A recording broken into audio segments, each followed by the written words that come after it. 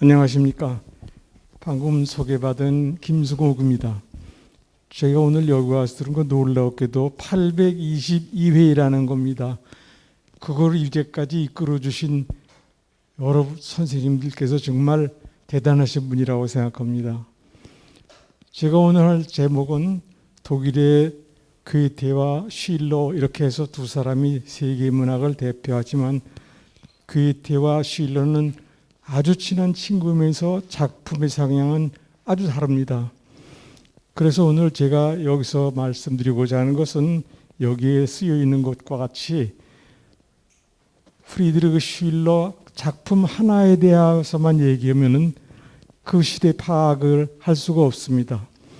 이 이상의 훌륭한 작가는 두 가지로 쓰는데, 하나는 셰익스피어를 대표로 하는 인간 자체의 여러 가지 흥미로운 일에 대해서, 또 한 사람은 사회적에 처한 사회상 속에서의 작가. 이런 사람들은 요즘 말로 하면 사회 참여적인 그런 작가입니다. 사회를 개선하려고 하는 그런 작가입니다. 그래서 프리드리히 쉴러는 그 문학 자체만을 얘기하는 것보다 쉴러와 그의 시대라는 걸로 얘기하는 것이 더 낫지 않을까 해서 이렇게 했습니다. 여러분 이렇게 파워포인트로 하면 대개 제 말을 듣기보다는 그거부터 먼저 읽으시려고 그러는데 읽지 않으셔도 됩니다. 그냥 짧게 말씀드리겠습니다.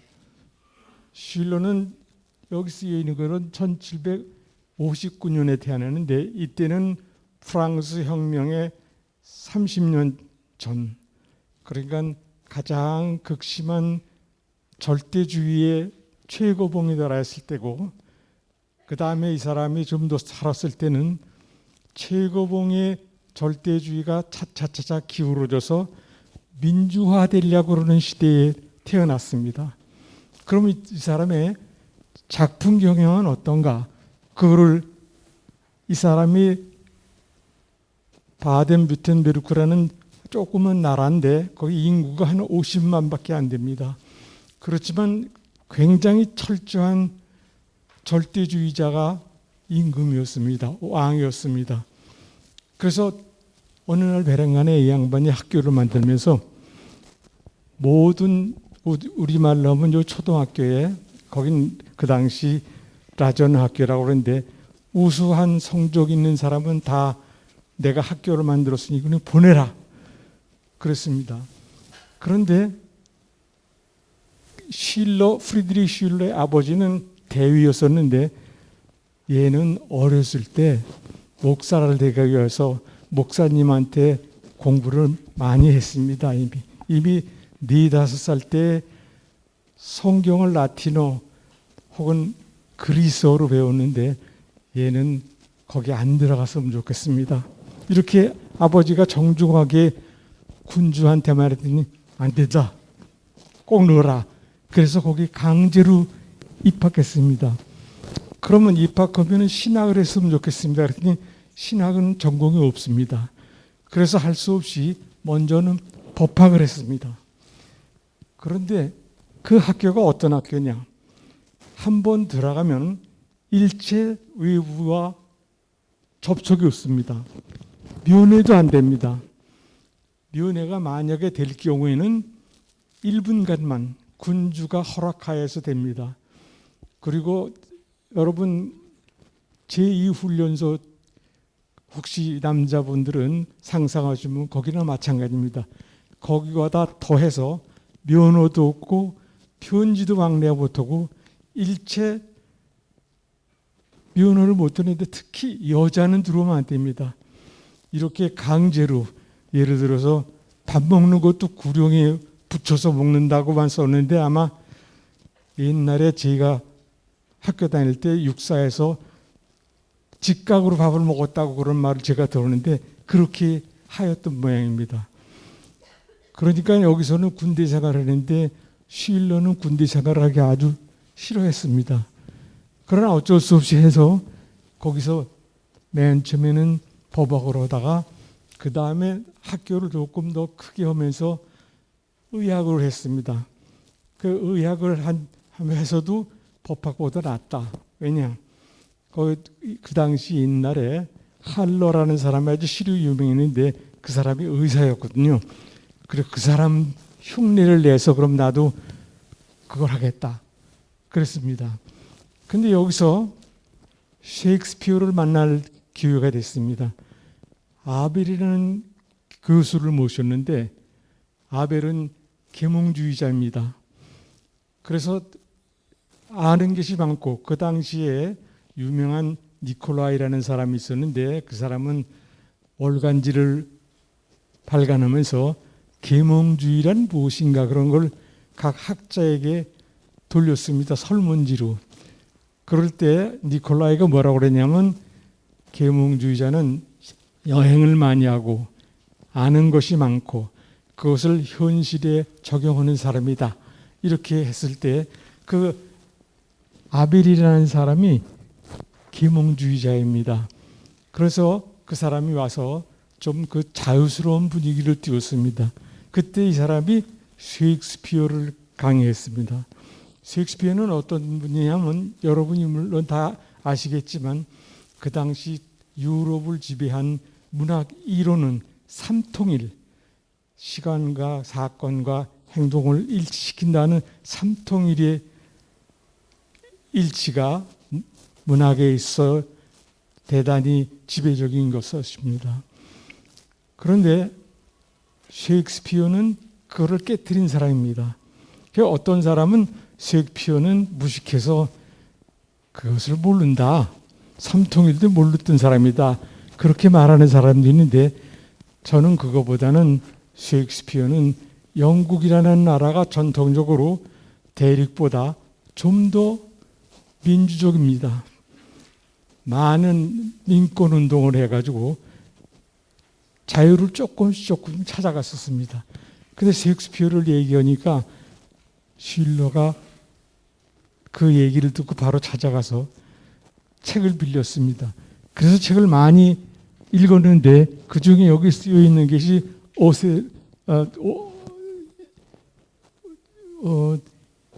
왜 그 임금님이 그 많이 자기가 올레앙의 처녀라는 요한나 얘기를 쓰면서 셰익스피어 작품을 읽다시피 했고 외우다시피 했었습니다. 그 나중에 잠깐 한번 나오는데 하여튼 그런 적이 있었습니다. 그래서 졸업 논문을 썼는데 인간의 동물적 본성과 정신적 본성과의 관계 시론 이렇게 씁니다.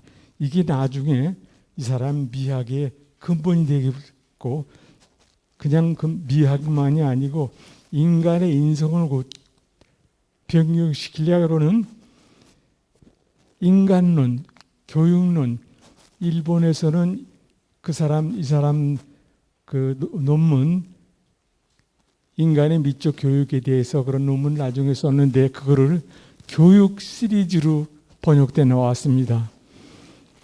그래서 그걸 발표했는데 아무데도 그걸 받아주지 않으니까 자기가 빚을 내서 자비 출판을 했습니다. 근데 그 평이 좋게 나온 것도 있고 나쁘게 나온 것도 있지만 대개는 좋게 나와서 이 사람이 독일의 셰익스피어다 이렇게 나왔습니다. 근데 그 글을 보고 만하임이라는 곳이 여기서 얼마 떨어지지 않았지만 다른 나라입니다. 나중에 잠깐 말씀드리겠지만 독일은 이 당시 300여 국의 나라로 갈려 있었습니다. 그런데 거기서 다른 나라 만하임이라는 곳에 극장이 하나 있었는데 거기 달베르크라는 사람한테서 편지를 받았습니다. 당신 희곡을 드라마를 우리 극장에서 공연하고 싶다. 근데 당신 작품 내용은 노래하면은 그대로는 안 된다. 좀 고쳐달라. 이랬습니다. 이때가 졸업한 다음에 1년 동안 논문을 쓰는 기간이었습니다. 그래서 그거를 고치는데 밤새고 고쳤습니다. 근데 어떻게 고쳤느냐? 이 로이버 즉 군도라는 작품은 도둑대라는 말인데 아까 백 선생님이 말씀하신 것처럼 아들이 둘이 있었는데 이 집 큰아들은 라이프치히라는 것에 공부하고 있었습니다. 대학생이니까 물론 거기는 대학생은 약간 방종하고 술도 많이 먹고 그런 생활을 하고 있었는데 동생은 집에 있다가 이 형님이 재산이다 그리 갔다 생각해서 형님을 모함하기 시작해서 편지도 변경시키고 자기가 답장을 써서 너 같은 놈은 집에도 오지 말아라 그런 식으로 해서 그 형님이 그만 실망을 해서 안 되겠다. 나는 집에서도 받아들이지 않으니까 나는 도둑으로 하고 사회 정의를 실현하겠다. 그래가지고 도둑대를 몰고 분탕질을 한 겁니다. 그러니까 이거를 비교해서 홍길동 전하고 같이 논문 쓴 분도 계십니다. 우리나라에는. 이렇게 비슷한 그런 의적을 했는데 집 근처에 와서 사정을 보니까 그게 아닙니다. 그래서 복수를 하고 자기는 관가로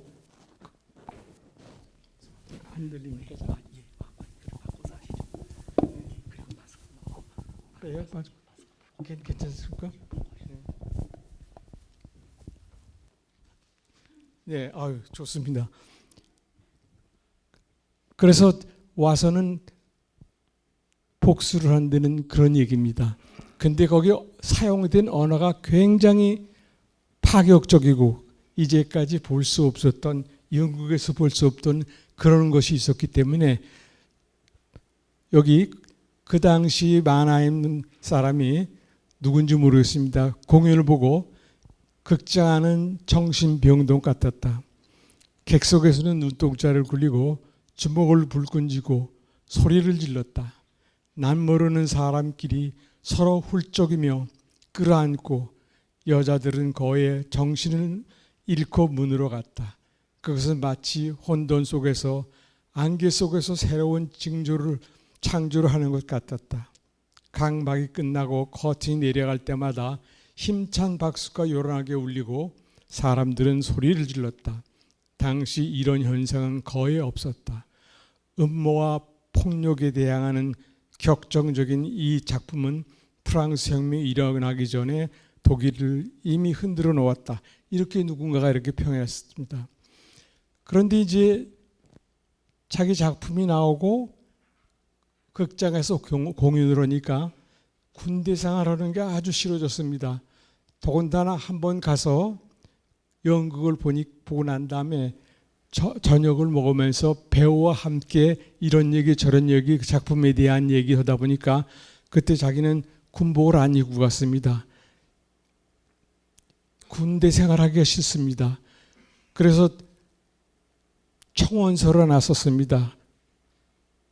군주한테 내가 이렇게 큰 것도 다 공의 덕입니다. 제가 우리 바덴뷰르크 국을 더 빛내기 위해서 저쪽 나라에 가서 작가 생활을 하겠으니 청원하십시오.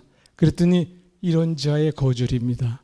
그래서 할 수 없이 그냥 군대 생활 장교 군의관 보호 생활을 하다가 안 되겠다. 내가 도망가야 되겠다. 그렇게 생각하고 거기서 도망가기로 했습니다. 근데 더군다나 그런 원인이 된 건 그 당시에 연극하는 줄 알고 그 부인 두 사람을 대동하고 자기 하숙집 지내고 자기 친구의 어머니 같은 학교 다니는 친구의 어머니를 대동하고 연극 구경을 하러 갔습니다. 근데 연대장한테는 허락을 받았습니다. 그렇지만 연대장은 그렇지만 공은 지금 없지만 비밀로 하자. 그런데 갔다 왔는데 그걸 다 알았습니다. 그걸 다 알으니까 불러다가 너는 앞으로 코미디 쓰지 말아라. 앞으로 나가기만 하면 너는 영창이다. 그러고 우선 2주간 영창을 보냈습니다. 그래서 꼼짝 못하고 있는데 여기서 도망가야 되겠다. 그래서 친구하고 하나 모의를 했습니다. 즉 자기 나라에서 도망가기로. 근데 그 같이 모범되어 친구가 대단한 사람입니다. 슈트라이혀라는 친구인데 이 친구는 원래 음악을 배우고 싶었지만 강제로 입교했습니다. 그래서 함부르크에 가서 요한 세바스찬 바하의 아들 거기 가서 피아노 공부를 더 하기로 하고 결심을 했는데 이 친구가 자기도 가겠다고 그랬습니다. 실로는 돈 한 푼 없는데 이 친구가 조금 부유해서 돈을 좀 갖고 있었거든요. 그래서 같이 밤에 도주를 했습니다. 그때 마침 큰 잔치 중이었습니다. 큰 축제예요. 이 양반이 국민의 혹은 일반인들의 돈은 다 세금으로 걷고 자기는 흥청망청 쓰는 사람이었습니다. 수천 마리의 짐승을 풀어놓고 이쪽으로 몰다가 3m쯤 떨어진 데서 화살로 쏴서 사냥하려고 그런 사람이었습니다. 그러니까 할 수 없이 이때를 노리자. 그래서 가는데 슈트라이혀라는 사람이 대단한 사람입니다. 왜 그러냐면 나중에도 쪽 한 값씩 나오지만 같이 도망갔다가 거기서 헤어진 다음에 음악 공부를 할 수 없이 포기했습니다. 그래가지고 아우구스부르크라는 남쪽으로 갔다가 거기서 뮌헨에 가서 피아노 만드는 사람하고 결혼을 했는데 슈트라이혀가 나중에 위엔에 가서 피아노 공장을 했습니다. 그때 비토펜이 귀가 먹었을 때입니다. 비토펜을 위해서 강력한 소리가 나는 피아노를 만들어서 제공한 사람입니다. 그리고 나중에 슐러가 유명해지니까 슐러의 만하임으로 도망 이런 책을 해서 어렸을 때 유년기에 슐러에 대해서 우리가 아는 게 없었는데 이 사람이 유일하게 우리가 알아서 저도 책을 썼습니다마는 그 사람을 신세를 많이 졌습니다. 그러니까 남을 돈을 되는 것이 자기 돈을 이렇게 쓰면서 하는 게 참 어려운 겁니다. 그러니까 이 사람이 슐러가 살아있는 한, 문학이 살아있는 한 아마 이 슈트라이혀라는 이름은 없어지지 않을 겁니다. 이렇게 왔습니다. 이 도피한 게 9월달인데 거기 갔더니 거기 극장장도 자기네 나라 바덴-뷰텐베르크, 여러분이 아시기에 쉽게 말씀드리면 슈투트가르트에 큰 잔치가 있었기 때문에 도망하지 않습니까? 거기에 잔치에 초대돼서 극장장도 거길 갔습니다. 그래서 안 되는 거예요. 그리고 조금 있다 보니까 군인들이 와가서 프리드리히 슐러를 찾아다녔습니다. 그러니까 야, 안 되겠다. 나를 붙잡으러 왔구나. 그래서 여기서 다른 데로 갔습니다. 이 만하임이라는 도시는 어떤 도시냐면 요즘 여러분 혹시 여행하다가 보셨겠지만 그 구간은 굉장히 짜임새 있게 있습니다. 프랑스를 본받아서 집을 지었고 칼로 잰 듯이 가는 네모 반듯한 길이 많이 있습니다. 그리고 거기서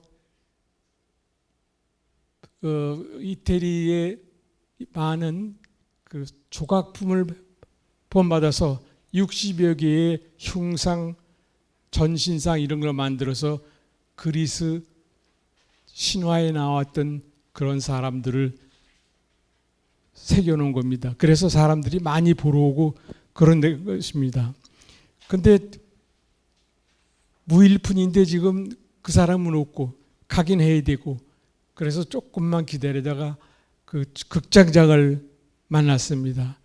그래 극장장을 만나서 나 좀 어떻게 해달라. 그러니까 당신 지금 잡으러 오르고 있는데 무슨 소리냐. 여기 당신 둘 수도 없다. 빨리 가라. 어디로 도망가라.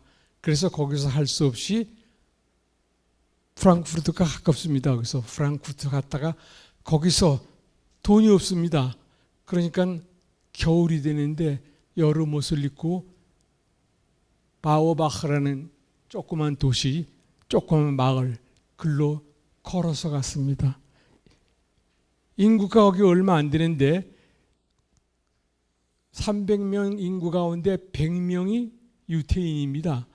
그러니까 유대인이 많은 곳은 여러분 항상 약간 자유스럽고 그런 곳이에요. 그래서 거기 가서 살았는데 여기 가서 살면서도 그 근처에 메이닝긴이라는 곳에서 도서관 사서가 있는데 거기서 책을 빌렸습니다. 그 책을 빌려서 책을 많이 빌려서 아주 궁벽한 곳에서 살게 됐습니다. 그러니까 돈 한 푼 없고 갈 곳도 없고 이 집은 폰 볼초겐이라는 자기 친구의 어머니가 알려준 곳입니다. 그리고 거기서 그 대신 정말 시골이라는 것을 느끼면서 공부를 했습니다. 그러다가 세월이 좀 흘렀습니다. 겨울에 왔다가 이제 한창 여름입니다. 여름이 돼서 괜찮으니까 만하임 극장장 달베르크가 편지가 왔습니다. 이제까지 침묵을 지켜서 미안하다. 당신이 우리 극장에 와서 같이 작업을 하자. 그래서 작업을 하게 돼서 그리 갔습니다. 근데 여기서 가까운 곳에 한 군데에서 슈반이라는 출판업자를 만나는데 그 슈반이 역시 계몽주의자라고 그럽니다. 이제 계몽주의가 뭔가는 잠깐 이따가 좀 설명해 드리겠습니다. 그 계몽주의자가 있어서 그 사람이 여기 보면 맨 밑에 줄에 두 번째 큐어 퓨르스틀리히 도이체 길레르텐 게젤샤프트 여기 한국말은 그냥 팔츠 독일 문화 독일 학회 이렇게 있는데 큐어 퓨르스트라는 말은 잠깐 나중에 설명해 드리겠습니다. 큐어 퓨르스트는 황제를 선출하는 권리가 있는 사람입니다. 그 사람의 공국을 위해서 학회를 하나 만들었습니다. 그 학회에서 이 사람 보고 슐로 보고 강연을 하나 해달라 그랬는데 그 강해가 지금 나온 발치독일학회에서 슐러의 연설문입니다. 이게 25세 한 연설입니다. 이 글이 많은 사람이 인용을 하는 즉 절대주의 사회에서 이런 글을 발표할 수 있었다. 그런 대표적인 글쓰기입니다. 그게 제가 잠깐 읽어봤습니다. 나는 결코 군주를 섬기지 않는 세계시민으로서 작품을 쓸 것입니다. 일찍이 나는 많은 경험을 통해서만 알았던 위대한 세계를 얻기 위해서 조국을 버렸습니다. 자연의 기묘한 운명이 고향에서 저를 시인으로 만들었습니다. 이제 나는 결코 많은 연결고리를 끊어졌습니다. 관객만이 나의 모든 것이고 나의 연구이며 군주이고 나의 믿음입니다. 나는 이제부터 그들에게만 약속합니다. 그들 앞에 아니면 어떤 재판석에도 서지 않을 것입니다. 이들만을 두려워하고 이들만을 존경할 것입니다. 여기서 25살에 재판석이라는 게 무슨 말인가를 한번 의미를 새겨보겠습니다. 그 당시 절대주의에서는 first, 군주가 법입니다. 프랑스의 루이 14세가 나는 이 태양이다 이렇게 말한 것처럼 그들이 말하는 대로 그대로 법입니다. 법이 아주 많이 되어 있지만 그것은 군주만을 위한 것이고 사실은 군주는 뒷속으로 아주 부도덕한 행위를 했습니다. 그런데 그거를 부당하다고 얘기하면 그냥 재판에 갑니다. 아무것도 재판도 없습니다. 그러니까 그 당시에는 세상 법이라는 것은 군주가 마음대로 하는 법입니다. 근데 그때 어떻게 하면 되냐? 무대 위에서 군주가 나쁜 짓 하는 것을 다 보여주면서 그거를 벌하는 겁니다. 즉 거기는 국가보안법이 통하지 않는 곳입니다. 그러니까 세상 법이 통하지 않는 곳에서 무대에서 나는 군주를 벌하겠다 이겁니다. 근데 여기다 군주를 벌하겠다 그런 말은 하지 않았지만 세상 법이 통하지 않은 무대 위에서만 나는 도덕적 얘기를 하겠다. 이런 말을 한 겁니다. 이게 대단한 겁니다. 그 당시 아무 법도 군주를 구속할 수는 없습니다. 그래서 군주를 구속할 수 없는데 이 사람이 이렇게 말합니다. 왜 그런가? 그건 조금 이따 보겠습니다. 그래서 거기 왔더니 이젠 자기의 고국의 칼 오이겐이라는 군주가 좀 느슨해진 것 같아요.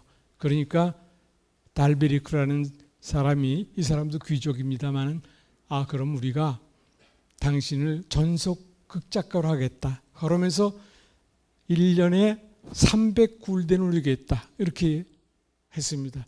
근데 이거 300굴덴이라는 건 아주 치욕적인 겁니다, 사실은. 왜냐? 그 당시 15목은 가수도 500굴덴을 받았습니다.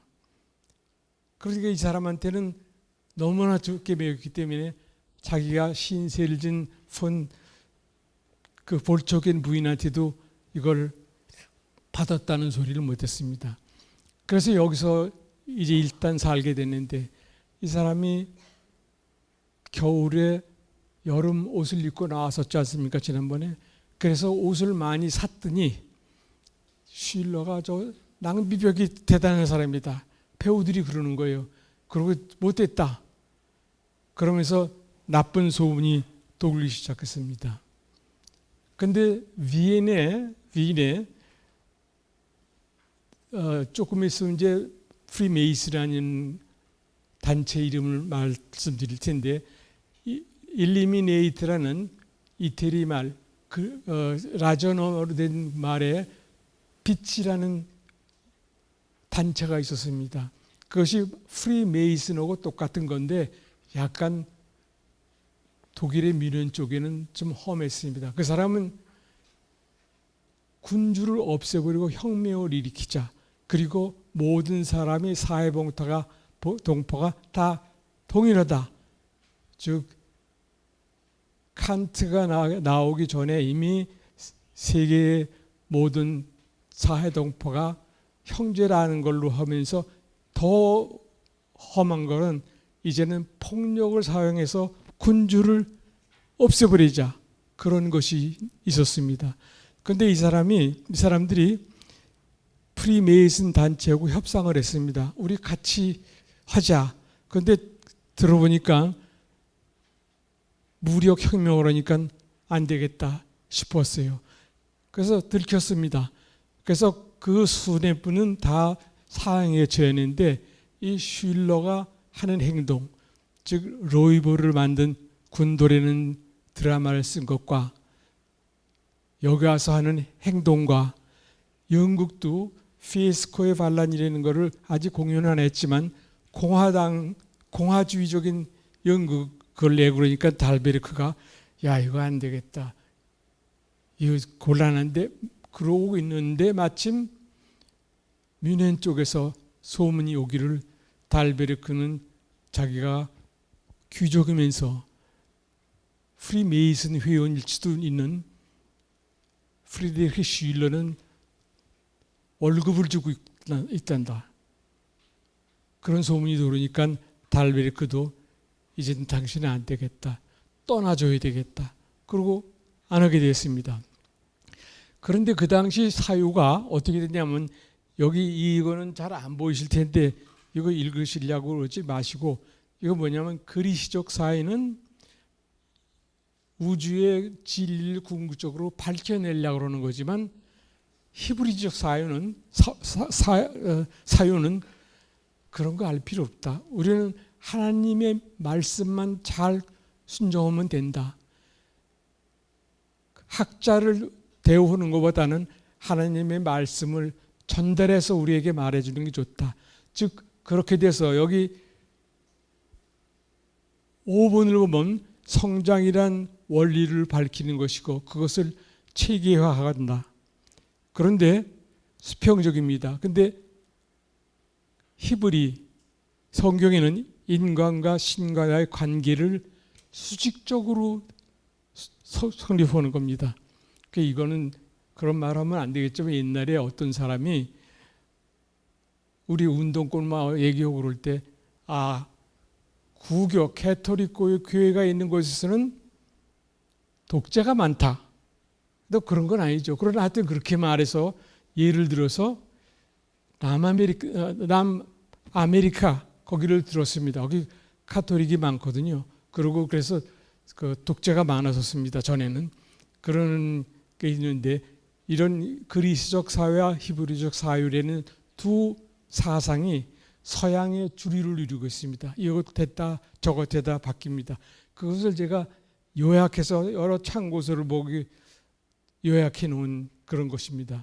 그러니까 이제 수평적으로 됐던 사회 사상이 수직적으로 됐던 사회 사상이 수평적으로 옮겨가는 시절에 바로 실로나 그 외의 여러 사람들, 프랑스 사람들의 백과사전파 그런 사람들이 나타나기 시작한 겁니다. 그래서 절대주의가 제일 한계점에 오기도 하고 제일 극성에 달한 그때가 바로 실로와 그 시대의 사람들이 살고 있습니다. 그래서 극단적으로 무슨 이론이 있었냐? 군주가 절대적인 국가를 장악하고 왕권 신수설이라는 것까지 나왔습니다. 즉 왕권은 임금이 그냥 되는 게 아니다. 하나님이 내려주실 거다. 그런데 그 가운데에 이런 게 있습니다. 백지 체포권, 초야권. 백지 체포권은 뭐냐면 잘못한 거 있고 마음에 안 들으면 체포 영장이 없어서 죄를 얻다 가둬. 그러면 가두는 겁니다. 그 예가 여기 소설로서는 찰스 디킨스가 쓴 두 도시 이야기, 저희가 어렸을 때 읽은 이도비아라고 그랬는데 그게 두 가지 권리, 백지 체포권과 초야권을 다루는 얘기입니다. 그런 말을 하나도 쓰지 않았습니다. 그 얘기입니다. 또 실제 현실 세계에서 볼테르가 이 백지 체포권에 의해서 갇혀서 바스티유 감옥에 잠깐 들어갔다 나온 적이 있습니다. 이렇게 별 잘못하지 않았다 하더라도 조금 나쁘게 보면 그냥 가는 겁니다. 이런 것이 절대주의 사회에서 있었습니다. 그래서 시민은 아무 권리가 없습니다. 그런데 그 중세 장원제도가 1인 체제로 되는데 그게 사실은 독일 전통에서 왔습니다. 독일은 옛날에 게르만 시대부터 페데라는 여기 있죠. 페데라는 방위권이 있는데 그 방위권은 누구나 각자가 갖고 있는 겁니다. 그러나 그 각자가 갖고 있어도 약하니까 그걸 누구한테 의뢰할 수 있습니다. 그래 의뢰해서 너 내 대신 가서 싸우다오. 그러면 대신 가서 싸워서 됩니다. 그 전에 중세시대의 한창 때는 재판이 있었는지가 없었습니다. 재판이 뭐냐? 뜨거운 쇠창살을 각자가 쥐고 시작 하면 누가 먼저 놓느냐? 먼저 놓는 사람이 죄인입니다. 뜨거운 장작불을 펴놨습니다. 장작불 위에 걸어준다. 걸어서 거기서 먼저 도망쳐 나오면 그게 죄인입니다. 물속에 한참 들어가 있습니다. 먼저 나오는 놈이 죄인입니다. 그러는 아주 우리가 지금 현대인이 생각하면은 정말 있을 수 없는 그런 것이 재판 과정이었습니다. 그 다음에 그것이 페데라는 것이 있어가지고 자기 방어권을 게르만족에 의해서 이렇게 되는데 그거를 농촌 사람들이 모여서 나의 방어권은 우리의 제일 땅 많이 가진 지주에게 줍니다. 그럼 그 사람한테 방어권을 줍니다. 그러면 그 사람이 차차차차 시간이 지나 보면 목숨까지 좌지우지하는 것이 됩니다. 그래서 농노가 시작된 겁니다. 물론 전쟁에서 잡아온 사람도 있었지만 그런데 그렇게 전쟁이 시작됐는데 그래서 예를 들어서 이런 게 있습니다. 여러분 다 보셨는지 모르지만 흑기사라는 영화가 있습니다. 그 월터 스카터라는 사람이 지은 아이반 호울이라는 데 나오는데 흑기사의 영화에 그 여자 주인공 엘리자베스 테일러가 유태인으로서 사람 병을 잘 고칩니다. 그러니까 이제 그걸 시기하는 사람이 저 여자 마귀를 불러다 고치는 거다. 그러니까 이 여자가 약하니까 이제 큰일 났어요. 그러니까 흑기사에게, 즉 로버트 테일러인가요? 로버트 테일러한테 당신이 좀 대신 싸우다오. 즉 페이데 방어권을 그 사람한테 주었습니다. 그래서 그 흑기사는 자기 이름을 모르게 해가지고 꺼멓게 해가지고 와서 싸워서 이겨서 엘리자베스 테일러가 거기서 자유롭게 됐다. 그렇게 된 내용입니다. 그 영화가. 그런 거나 마찬가지로 그런 것이 자꾸 뭉쳐서 큰 조그만 곳이지만 큰 나라가 되고 그게 임금이 권리를 갖게 됩니다. 그러니까 그게 농노의 시작이라고 합니다.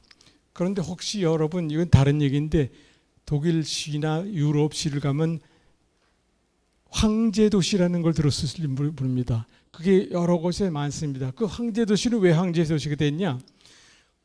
한 도시의 시민들이 모여서 자기들의 방어권을 황제한테 줍니다. 그럼 황제는 여기 살고 있는 사람이 여기 있고 이 옆에 제국이 많이 있는데 거기서 멉니다. 그러니까 그 옆에 있는 나라들이 제국의 군주들이 시민들을 건드리지 못합니다. 왜냐? 나는 페이데 방위권을 위엔에 있는 황제한테 주었는데 당신이 무슨 상관이야? 나하고 상관이 없잖아. 그래서 보통 시들이 자율권을 가진 거 있습니다. 그걸 사실 컴뮌이라고 그랬는데 그 사람들은 그래서 좀 더 자유스럽기 때문에 수공업이 발달해서 더 잘 살게 됐습니다. 이 사람들이 더 잘 살으니까 옛날에 대농지주, 즉 그 사람들이 귀족이죠. 이 사람들을 봐도 더 잘 살게 돼서 시민의식이 생긴 겁니다. 서양에. 그게 시민의식이 생겨서 그게 연극으로 나오면 시민 비극이라고 되는 겁니다. 그러니까 옛날에 극은 왕후장상, 왕이나 귀족 계급이나 장군이나 이런 사람들인데 이제는 시민이, 너와 나와 같은 시민이 연극의 주인공으로 된 겁니다. 그래서 이 계몽주의가 시작했는데 과학의 발달, 코페르니쿠스적인 전환, 뭐 이런 철학의 발전, 이런 것이 점점 인간의 권리가 특히 정치를 말하죠. 수평적으로 기울기 시작한 겁니다. 수평적으로 기울기 시작할 때 역할한 것이 백가수전파, 실러 이런 사람들입니다. 그게 그래서 그럼 계몽주의 이런 말은 무슨 말이냐? 거기 세 번째 보면 독일 말은 아우프클레링이라고 영어는 엔라이트먼트 그렇게 말합니다. 근데 제일 쉬운 것이 엔라이트먼트입니다. 그건 영어로 불을 켜다 그 말입니다. 그건 무슨 말이냐? 옛날 제가 어렸을 때 서울 약간 변두리에 살았는데 거기 후미진 곳이 많습니다. 선앙당도 있고 그렇습니다. 근데 거기 가로등을 딱 켰다. 도깨비 다 어디로 간 거예요? 즉 불을 켜서 밝은 세상이 되고 내가 여러 가지를 알게 되면 그것이 계몽주의다 이거예요. 아까 말한 니콜라이라는 사람이 칸트한테 당신도 이거에 대해서 대답하라고 무엇이 계몽주의입니까? 이렇게 말했을 때 계몽주의는 페어슈탄트에 의해서, 그건 좀 설명드리겠습니다. 페어슈탄트에 대해서 무지몽매에서 우리가 벗어나는 거다 그렇습니다. 페어슈탄트 우리말로 하면 오송이라고 그러는데 그 말이 어렵습니다. 근데 이 오송이라는 페어슈탄트라는 말은 그냥 동사 페어슈틴, 영어의 understand 불과합니다. 즉 모든 것을 이해해서 무지몽매에 빠지지 말아라 그 말입니다. 그래서 계몽주의라는 건 뭐냐? 그 당시에 임금님이 제일 잘났다 그런 거, 그런 거를 왕자에서 끌어내리자 이겁니다. 그 여러 가지 뜻이 있지만 정치적으로 제일 중요한 겁니다. 그래서 계몽주의를 해서 자연으로 돌아가자. 그것도 여러 가지 해석이 많을 수 있지만 정치적으로 말하면 뭐냐? 자연으로 들어가서 빨가벗고 같이 있으면 뭡니까? 평등한 겁니다. 인간은 다 똑같다 이거예요. 그런 거를 부르짖기 시작한 겁니다. 그런 거를 한 것이 프리드리히 실러의 역할이었습니다. 그러니까 계몽주의 시대의 작가로서 실러는 그런 역할을 합니다. 실러의 시민비극이라는 것도 썼는데, 시민비극이라는 건 뭐냐? 주인공이 이제 시민으로 된 겁니다. 시민으로 된 것은 여러분, 이게 지금 우리 시민이고 그러면 모든 사람을 다 똑같이 말하지만 그 당시의 시민이라는 것은 사실 부르주아지를 말했습니다. 그러나 그 부르주아지라는 것이 귀족이 아니라는 뜻이죠. 이렇게 주인공이 그렇게 됐다 그 말이죠. 그것이 기교와 사랑이라는 것을 했는데, 그거는 시민이 주인공이긴 하지만 그래도 무대는 군주의 궁에서 일하는 밑에 사람들의 얘기입니다. 그러니까 달베르크가 뮌헨에서 지금 일리미네이트 그 사건이 일어나는, 계몽의 회가 사건이 일어나는데 안 되겠구나. 그러면서 소문이 어떻게 되냐면, 실러도 계몽의 회원이다. 근데 너 공금으로 실러를 먹여 살릴 수 있냐? 그런 소문이 돕니까? 그러니까 안 되겠다. 1년 후에 당신 계약을 취소합니다. 그리고 취소한다고 그랬어요. 이제 또 짓도 없는 사람이 됐습니다. 이럴 때에 멀리 라이프치히와 드레스덴에서 쾌르너라는 사람한테서 초청 편지가 왔습니다. 그래서 그걸 갖다가 대답을 바로 하지 않고 있었는데 왜 그랬느냐? 그거에 대해서 많은 전기 작가들이 의문시되고 있습니다. 저도 물론 모르죠. 그런데 무슨 일이 있었냐면, 거기에 폰 칼프라는, 거기 네 번째 얘기 있습니다. 폰 칼프라는 여자가 있었는데, 이 사람은 귀족 여인인데 독일의 프랑켄 지방이라는 데가 있습니다. 바이언 지방에서 꼭대기 우측입니다. 옛날 동독 근처인데 거기 자연이 아주 아름답습니다. 그래서 거기 지금도 주명 이름이 그냥 프랭크 슈바이츠, 스위스라고 이름 붙일 정도입니다. 거기에 태어났는데 이 여자가 키가 조그맣다 그럽니다. 아주 적대요. 그리고 눈이 아주 어두워서 밤에 별을 볼 수가 없대요. 그러니까 이 사람이, 이 여자가 상상력, 공상력만 많이 키우고, 이 사람도 프리메이슨 회원 혹은 뭐 단체 단원이라고도 그러는데 회원이었습니다. 근데 그거를 실러한테는 밝히지 않고 만하임에서 실러의 편애를 많이 줬습니다. 즉 실러는 귀족 사회라는 건 몰랐는데 귀족 앞에서는 뭘 하지 않겠다. 그러더니 작가나 그런 사람들은 그 귀족의 보호를 받지 않으면 살 수가 없습니다. 그때 전국에서 로이벌이라는 드라마가 공연하고 있어도 이 사람한테는 아무것도 들어오는 게 없습니다. 그런데 이 여자가 이 사람이 너무 모르는 게 많구나. 귀족 사회를 알려줘야 되겠다. 그리고 여기저기 다리를 놔서 여러 사람에게 귀족 사회를 알려줬습니다. 그래서 작품도 읽게 하고 여러 가지를 했습니다. 그때 마침 거기 구경 왔던, 영국 구경 아닙니다. 바이마르의 칼 아우구스트 공이 돈 카를로스라는 거 일부를 읽었는데, 이 사람이 살고 있는 호텔에다가 여관에다가 편지를 했습니다. 당신을 바이마르 궁의 고문관으로 임명하겠다. 뭐 돈 없는 겁니다. 그냥 말만 그런 거지. 그래서 거기서 데뷔한 겁니다. 거기 강의하는 것도 그렇게 돼서 한 겁니다. 그래서 라이프치히로 갈 편지를 받고 거기 갈 돈도 없습니다. 그래서 돌려서 말을 했습니다. 그러니까 그러면 유태인에게 내가 보증을 서줄 테니까 타고 오시오. 지금 만하임이라는 데 곳에서 라이프치까지는 동서쪽으로 연결되어 있는데 아주 끝에서 끝입니다. 거기 거의 일주일 걸려서 우편마차를 타고 갔습니다.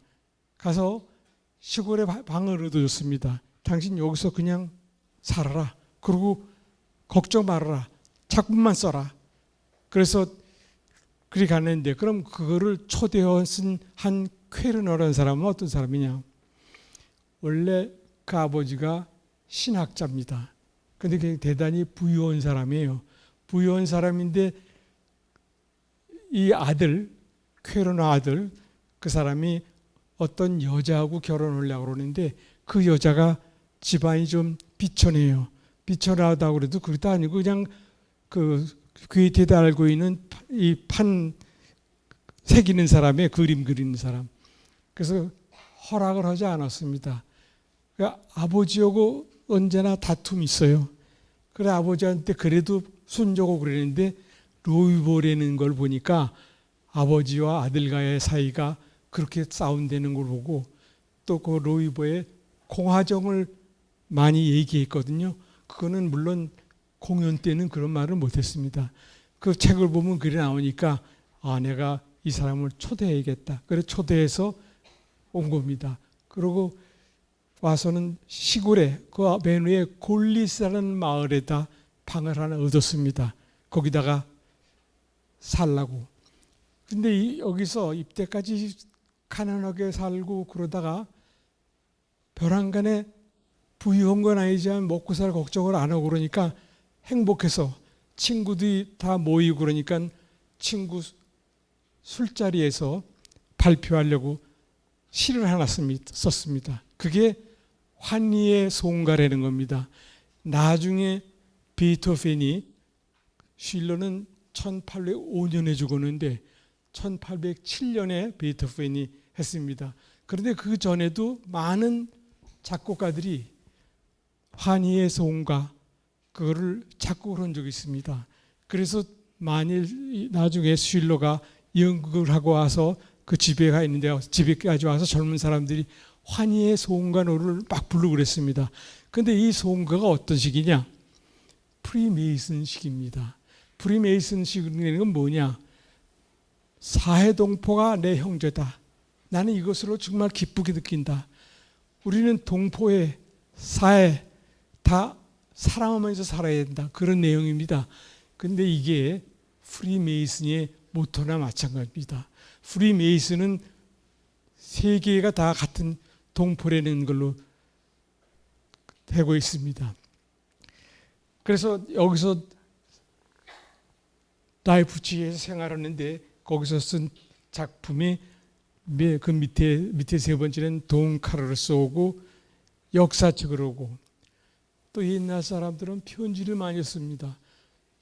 저도 요즘은 편지를 도대체 안 쓰는데 이메일로 다 오죠.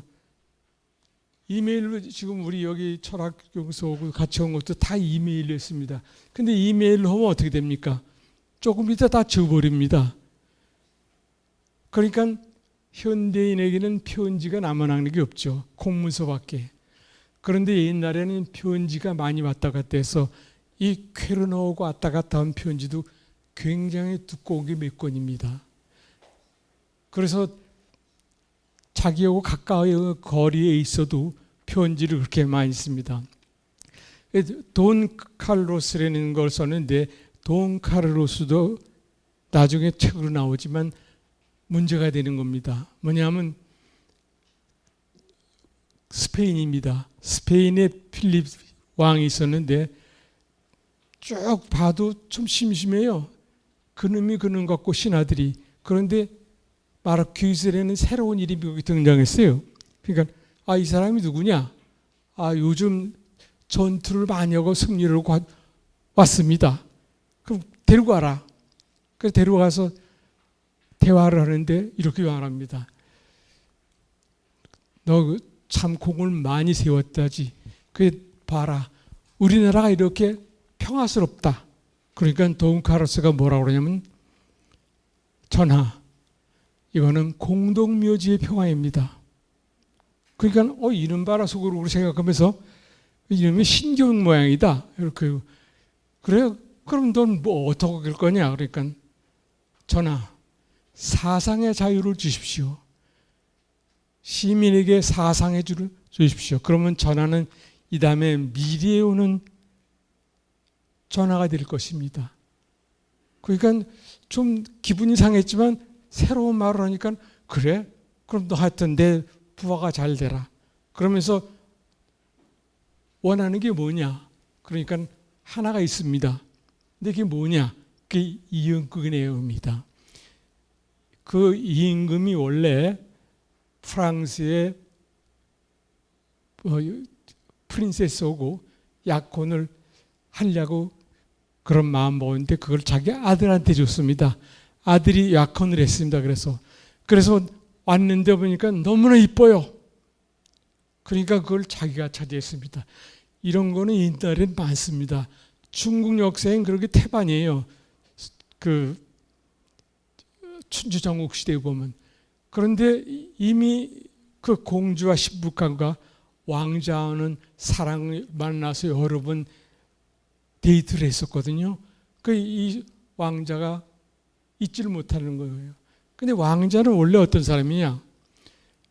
그 당시에 왕족으로서 갖고 있는 그런 이상이 아니고, 이 나라를 좀 더 평화로 다스려야겠다. 이 나라를 좀 더 계몽주의적인 것으로 다스려야겠다. 이런 마음을 품고 있었습니다. 그런데 마르퀴스도 공화주의를 좋아하니까 이 왕자를 임금으로 나중에 앉히면은 이 임금이 왕정을 좀 더 평화스럽게 다스리고, 그 다음에 네덜란드에 우선 가서 왕 노릇하면은 거기서 좋은 군주가 되겠다. 왜냐하면 네덜란드의 일부, 지금의 브뤼셀 쪽이 스페인의 식민지였었거든요. 그랬어요. 그러니까 그 왕자가 소문이 나쁜 게 있는데 그 사람을 체포할 경우에는 그 권리를 마르퀴스가 나한테 달라. 그러니까 임금이 그래 좋다. 내가 체포할 경우는 너에게 그 권한을 주겠다. 그래서 왕자를 보호하려고 그랬어요. 그런데도 그럴 수가 없었어요. 그러니까 마치 마르퀴스 폰 포사라는 사람이 자기가 왕비를 사랑하는 척하고 만나러 가는 척 해가지고 그 만나러 가는 걸 왕자가 가려고 그랬었거든요. 거기서 가는 길에 총신이 신하가 마르퀴스 폰 오사를 죽이는 거예요. 그걸로서 연극이 끝나고 결국 왕자는, 역사적 현실은 왕자는 종교 재판을 받고 상해에 처해집니다. 그 얘기예요. 그런데 그 당시에 사상의 자유를 주십시오. 여기가 정말 평화스럽습니까? 공동묘지의 평화, 이렇게 말할 수 있는 게 힘든 거죠. 그래서 거기서 오래 있으니까 이것도 안 되겠어요. 그래서 바이마르로 갔습니다. 바이마르를 가서 자기의 그 옛날 고향 바덴뷰르트르크, 즉 슈투트가르트 출신의 윌란트라는 작가가 있었는데 그 사람이 독일에서 제일 유명한 작가였습니다. 당시에. 지금도 동문학사에 나오는 사람인데, 근데 그 사람은 그리스 작품을 본따서 작품을 쓰지만 약간 자유연애 이런 걸 좋아했습니다. 그래서 학교에서 그 사람은 금서로 되어 있는 사람이었어요. 근데 그 사람이 잡지를 내는데 독일 전역에서 제일 많이 팔려요. 그 사람한테 가서 인사를 해도 뭐 동네 사람이지만 어떻게 금방 봐줄 수는 없잖아요. 근데 칼프라는 부인, 만하임에서 알았던 부인이 또 이 바이마르에 와가지고 귀족 이 사람 저 사람한테 인사를 시킵니다. 그래서 거기서 원래 거기 있을 생각하진 않았는데 윌란드가 그 근처에는 이나 대학에 한번 가보게, 내 사위가 거기 있네. 그래서 가서 소개받아 갔어요. 그리고 거기 가서 봤는데 그 사람은 교수인데 프리메이슨 회원입니다. 그 프리메이슨 회원인데 프리메이슨이라는 생활이 어떤 사람인가 하면 프리메이슨 거기에 나왔습니다. 원래 메이슨이라는 뜻은 벽돌 혹은 석공 이런 뜻이라 합니다. 그러니까 옛날 중세 시대부터 독일에서 유럽 전역에서 교회나 다리나 성 이런 걸 석공들이 지었습니다. 그 석공들은 자기 카르텔을 성립해 가지고 현장에다가 텐트를 치고 거기서 자기도 하고, 어떤 책에서는 거기서 자지 않았다고 그러지만 자기도 하고, 그게 석공을 쌓는 비밀이 있었습니다. 그러니까 밖에 사람은 들어오지 못하게 해요. 철저히 지켜요. 그리고 새로 석공이 생도가 들어오면 제일 먼저 지키는 것이 넌 비밀을 지켜라, 그겁니다. 그래서 메이슨 규약이 있어요. 철저히 메이슨 회원이 아닌 사람한테는 비밀을 지키는 거예요. 이것이 장점이고 단점이 될 수 있었어요. 왜 그러냐? 그러게 그 중간쯤에 프리메이슨의 성립과 밖에, 옛날에는 프리라는 말은 없었습니다. 그냥 메이슨 조합 이런 거 있었는데 왜 프리메이슨이나 프리가 붙었냐?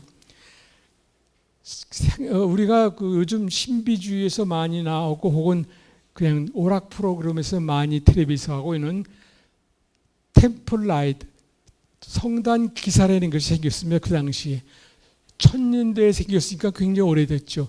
근데 그때 왜 생겼냐면 교황이 예루살렘을 지금 이교도가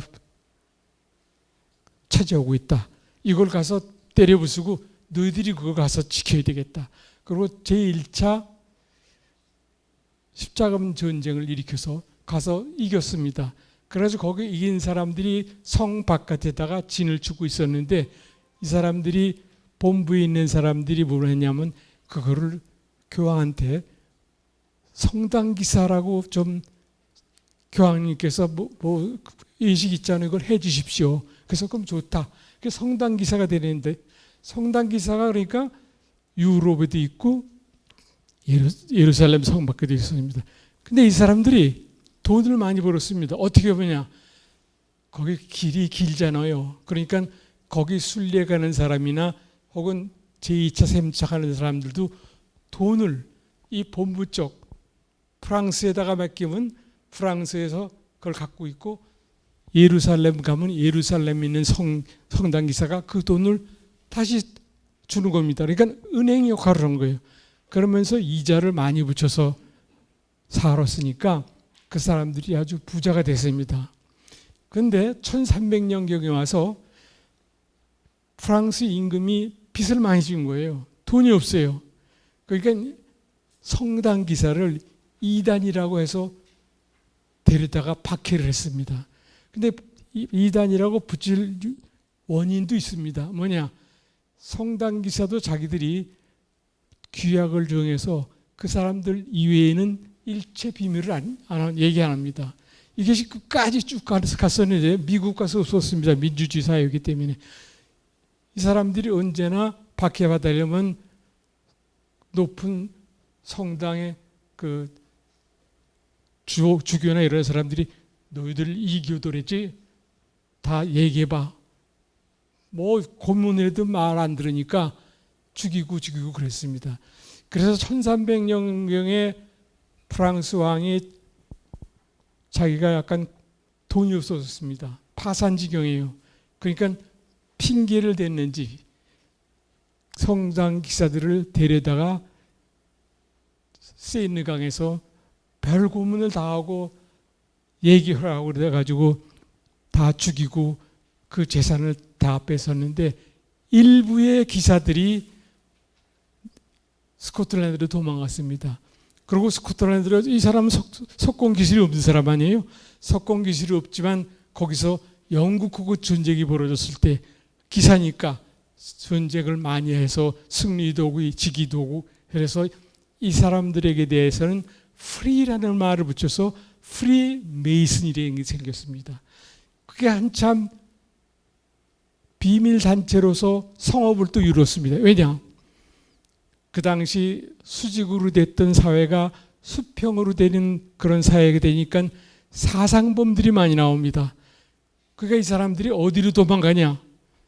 프리 메이슨이 갖고 있는 랏지, 즉 사람들의 숙소, 공사장의 가운데 있는 그리 도망갔습니다. 아무도 못 옵니다. 그래서 거기서 생겼어요. 독일에서는 이 사람들이 우주를 지은 하나님의 반대로 땅 위에서 성을 짓는 사람인데 우리는 머릿속에 이 세상의 평화로운 거를 짓는 사람이다. 그래서 우리는 프리메이슨이다. 이러고 민주화 운동을 하는 사람을 그 사람들의 운동기구로 삼았습니다. 그리고 프리메이슨을 했습니다. 그래서 프랑스의 혁명을 일으킬 때 이 사람들이 아주 많은 역할을 했습니다. 그 프리메이슨이라는 것이 불란서에서 역할을 했다는 얘기입니다. 그래 프랑스의 지금 국가 인토네이션이라고 하는데 그게 국가의 가사가 거의 프리메이슨하고 비슷합니다. 프리메이슨이 그렇게 많은 역할을 해서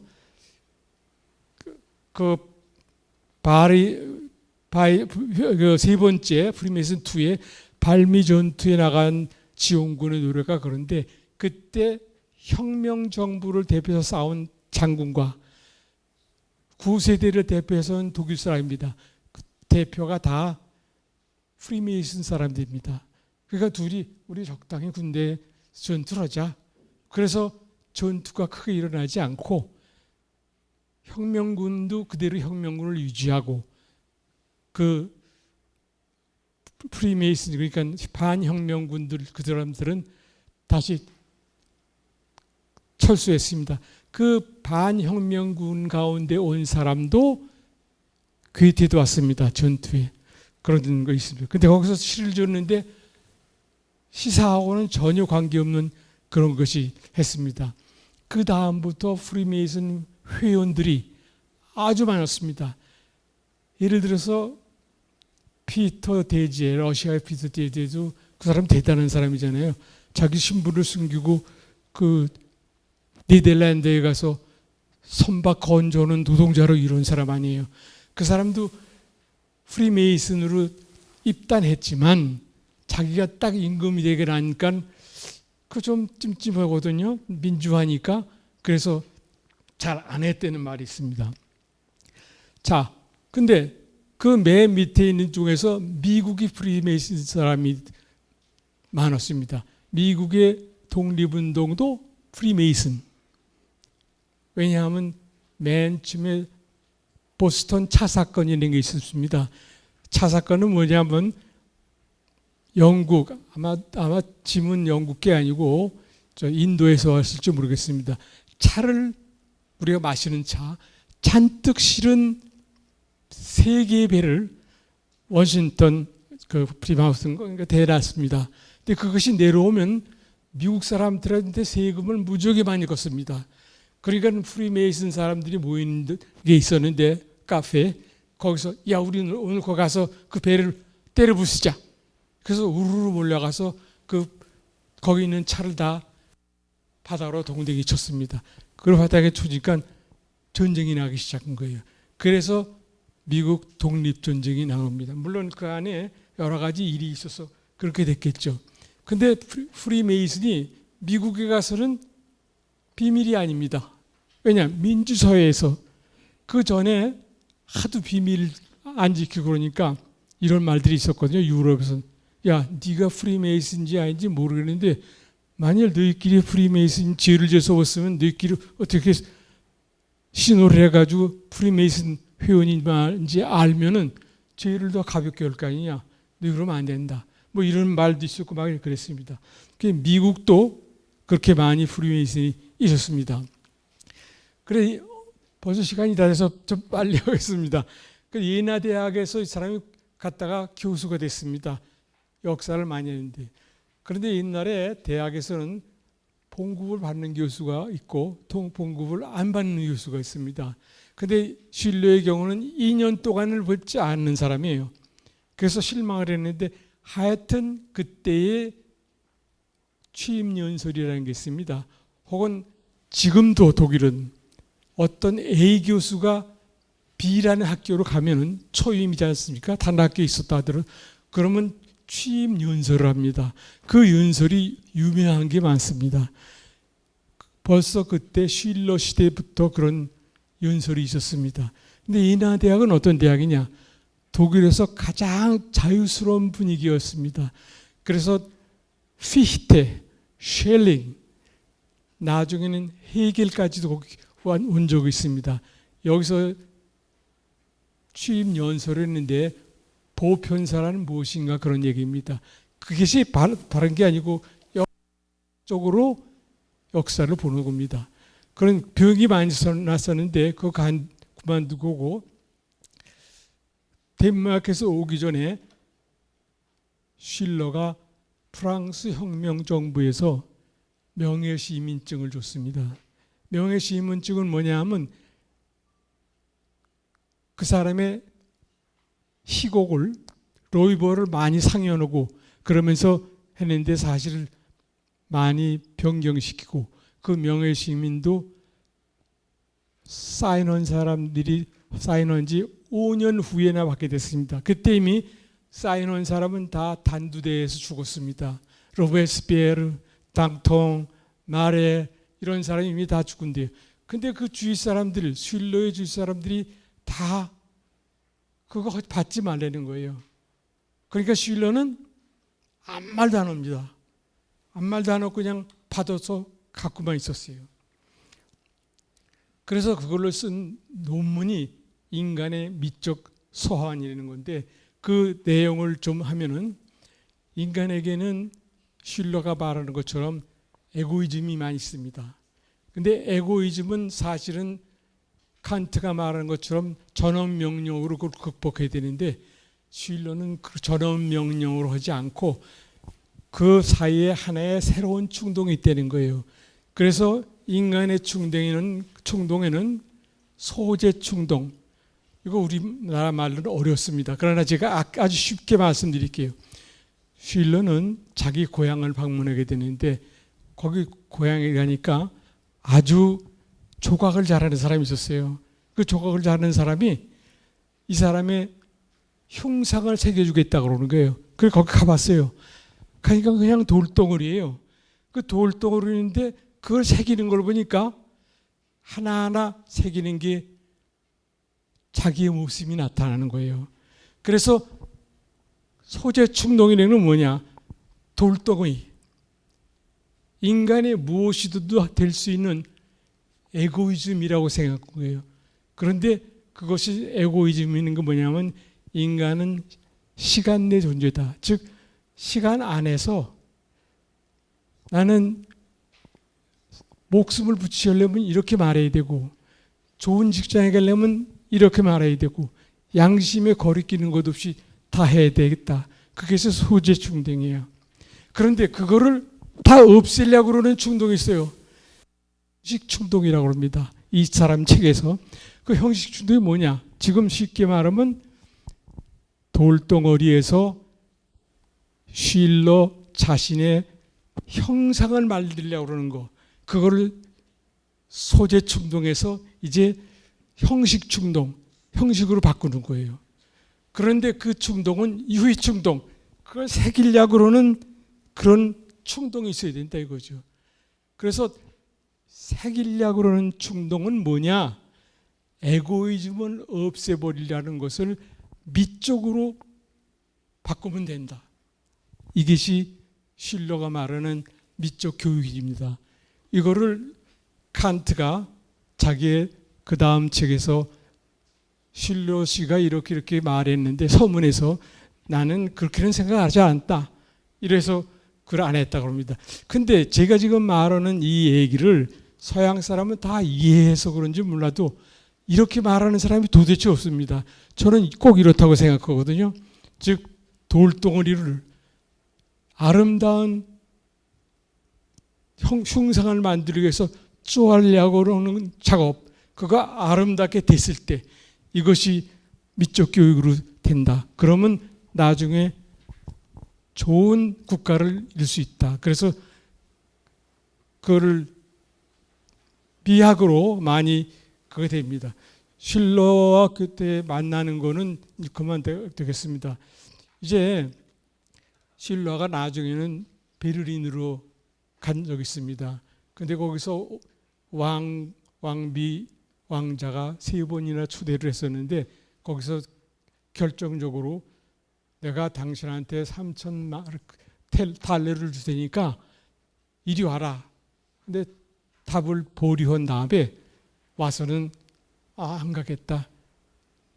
봉급은 조금 받지만 그냥 칼 아우스크 공한테 있겠다. 그랬어요.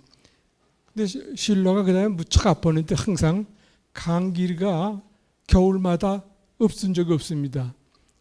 그런데 실로가 이제 마지막으로 연극을 보러 가는데 괴테도 그때 조금 아팠습니다. 그 괴테가 실로를 보러 왔다 집 앞에서 만났어요. 그래서 마지막으로 보고 실로가 가다가 그럽니다. 연극 바라다가 이상한데 나 아무 통증이 없어. 다 없어졌어. 그러니 거기서 연극을 보고 나서 의식을 잃고 왔습니다. 그리고 이제 죽었는데 그 실로가 한 거 가지고 우리가 뭐를 배울 수 있을까요? 실로는 절대주의가 막 넘어가려고 그럴 때에 사는 사람입니다. 실로가 우리한테 얘기하는 것은 남의 도움도 많이 받고 이 사람 남도 많이 도와줬습니다. 자기가 신세진 사람은 항상 갚고 그랬는데 지금 얼마나 세상이 험합니까? 그런데 그게 실로식으로 말하면 에고이즘 충동만 많은 거예요. 제가 학교를 그만두고 몇 년 있다가 학교에서 다시 초대를 했으면서 저한테 뭐냐면 이번에 새로 입학 시험을 위해서 입학 사정관을 뽑는데 선생님 좀 와서 일을 해 주십시오. 다른 사람이 젊은 사람이 있어서 그걸 합니다. 그래서 요즘 유행하는 입학 사정관 일을 했습니다. 그래서 입학 사정에 대해서 조금 잘 압니다. 지금 제가 이 예를 들어서 좋은지 모르지만 조국시 사태입니다. 그거 저희 사정관으로 볼 때는 무조건 합격입니다. 그렇게 되면.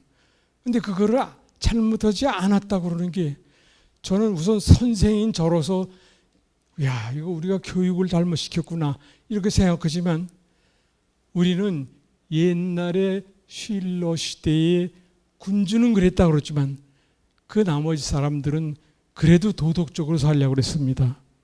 근데 우리 지금 현재는 어떻습니까? 전혀 그렇지 않습니다. 그러니까 우리 각자가 다 이 시대는 충동에 의해서 사는 시대다. 근데 그거를 극복하려고 그렇게 가난하게 살고 그렇게 없어서 쩔쩔매고 그렇게 소외돼서 살았어도 우리는 그렇게 살면 안 되겠다. 그러니까 이제 저는 현재 우리가 계몽주의가 더 필요한 시대다 이렇게 생각합니다. 그걸로서 저는 실러가 현대 시대에 아주 필요한 그런 정신이 아닌가 그렇게 생각합니다. 네, 여러분 고맙습니다. 잘 들어주셔서. 예, 지금부터 제2부 순서 토론을 진행할 수 있도록 하겠습니다. 오늘은 앞에서 말씀드렸던 것처럼 프리드리히 폰 실러의 생애를 통해서 그의 작품 활동뿐만 아니라 작품을 통해서 그 시대에서 실러가 무엇을 이야기하려고 했는가를 아주 일목요연하게 여러분들에게 설명을 해 주신 것 같습니다. 그럼에도 불구하고 이 시간적인 한계 때문에 조금 아쉽긴 합니다만 그래도 실러의 대표적인 작품들이 많습니다. 그런데 실러를 인력 또 그 당대 독일뿐만 아니라 유럽에 알리게 된 최초의 작품이죠. 디 로이버라고 하는 이 작품, 그리고 아마 36세 때 우리 이제 철학을 하는 사람 입장에서는 그 특히 미학 분야 혹은 교육 영역에서 상당히 중요시하는 작품 중에 하나가 마지막에 우리 강연자 선생님께서 말씀하셨던 그 책입니다. 일종의 논문이죠. 논문인데 어떻게 보면 그 논문에서 실제 쉴러가 꿈꾸었던 정치적 이상향, 국가 공동체라고 하는 것이 어떤 방향이 되는가 하는 것이 나왔는데 뭐 가장 기본적인 것은 미입니다. 아름다움이라고 하는 것인데 오늘 강연을 통해서 여러분들이 어떻게 쉴러에게 조금 더 쉽게 접근할 수 있는 기회를 얻었는지는 모르겠습니다만 제가 오늘 우리 강연자 선생님께서 얘기되지 않았던 부분 중에 여러분들 토론 진행하기 위해서 한 멍석을 깐다는 차원에서 마지막 소개가 됐던 선생님께서는 그 충동 세계를 이렇게 말씀하셨는데 저는 이게 최근에 한 2014년쯤에 한국에 이제 번역된 책을 뭐 읽었던 게 있어서 특히 우리 사회, 지금 현재 우리 대한민국 사회가 마찬가지입니다. 항상 늘 문제가 되는 게 이제 이 교육의 문제죠. 어떻게 교육을 통해서 사람을 바꿀 수 있을까라고 하는 것이 이 과거 계몽주의자들의 가장 큰 과제였던 것 같아요. 저는 이 실러에 대해서는 오늘 강연 내용을 통해서도 그랬고 늘 실러는 꼭 프랑스의 루소와 같다라는 그런 생각을 많이 하고 있습니다. 삶의 방식이라든지 그리고 그 시대를 이해하고 그 시대를 읽어냈던 이 두 작가의 방식이 너무나 유사하다는 그런 생각을 늘 이제 하고 있었는데 개인적으로는 정말 비교해서 한번 글을 써봐도 되겠다라고 하는 생각할 정도로 오늘 강연을 통해서 또 그런 생각이 더 이제 이렇게 많이 다가오기도 했습니다만 제가 오늘 여러분들 마당을 만드는 과정에 한번 제가 말씀드리고 싶은 게 바로 이 인간의 미적 교육에 관한 이 편지라고 하는 글에서 나오는 내용입니다. 이게 과연 실로의 시대만의 문제일까? 아니면 21세기 지금 현재 우리 사회의 모습이기도 할까라고 하는 대목입니다. 뭐 한 문장 한 서너 개 정도로 구성되어 있는데요. 인간은 행동을 통해 자신을 표현한다. 행위를 통해 자신을 표현한다. 물론 이거는 물리적인 행위뿐만 아니라 말을 통해서도 마찬가지겠습니다만. 그런데 지금 이 시대의 드라마에서 나타나고 있는 것은 대체 어떤 모습인가? 이거는 뭐 실러 당시의 독일입니다. 여기는 미개, 야만입니다. 일종의 야만. 저기는 무기력. 어떻게 보면 우울이죠. 우울. 인간의 타락상을 드러내는 극단적인 두 상태다. 이 두 가지 상태가 같은 시대 안에 결합되어 있다라고 이렇게 표현을 했습니다. 당시 이 독일의 상황을 그렇게 혹은 뭐 유럽의 상황이든 뭐 어떻든 그렇게 표현을 하면서 이 실러가 내렸던 결론은 이런 겁니다. 인간은 오직 미를 통해서만 아름다움을 통해서만 진정한 자유에 도달한다라고 이제 그렇게 표현했습니다. 근본적으로 이 계몽주의자들의 가장 기본적인 모토는 자유였습니다. 그리고 평등이었고 또 동시에 절대 군주제를 해체하고 공화정 혹은 공화국으로 나아가려고 하는 형제애를 강조를 했죠. 그게 이제 프랑스 혁명에서 슬로건으로 등장하기도 했었습니다만 실러도 어떻게 보면 프랑스 혁명이 일어나기 전에 이미 당대 프랑스의 계몽주의자들과 같은 그런 생각과 사유를 함께 공유했던 어떻게 보면 시대를 아주 앞서갔던 그런 인물이었던 것 같습니다. 오늘 바로 그 실러를 여러분들한테 말씀을 이제 이렇게 해주셨는데 혹시 그럼에도 불구하고 오늘 강연된 내용과 관련해서 궁금하신 부분이 있거나 혹은 여러분들 시민 여러분들의 생각과 다른 부분이 있었다면 함께 해서 여러분들 질문하고 좋은 답변을 받았으면 좋겠습니다. 예, 지금부터 여러분들의 질문을 받고 우리 선생님께서 답변을 하는 시간을 갖도록 하겠습니다. 예, 질문해 주십시오.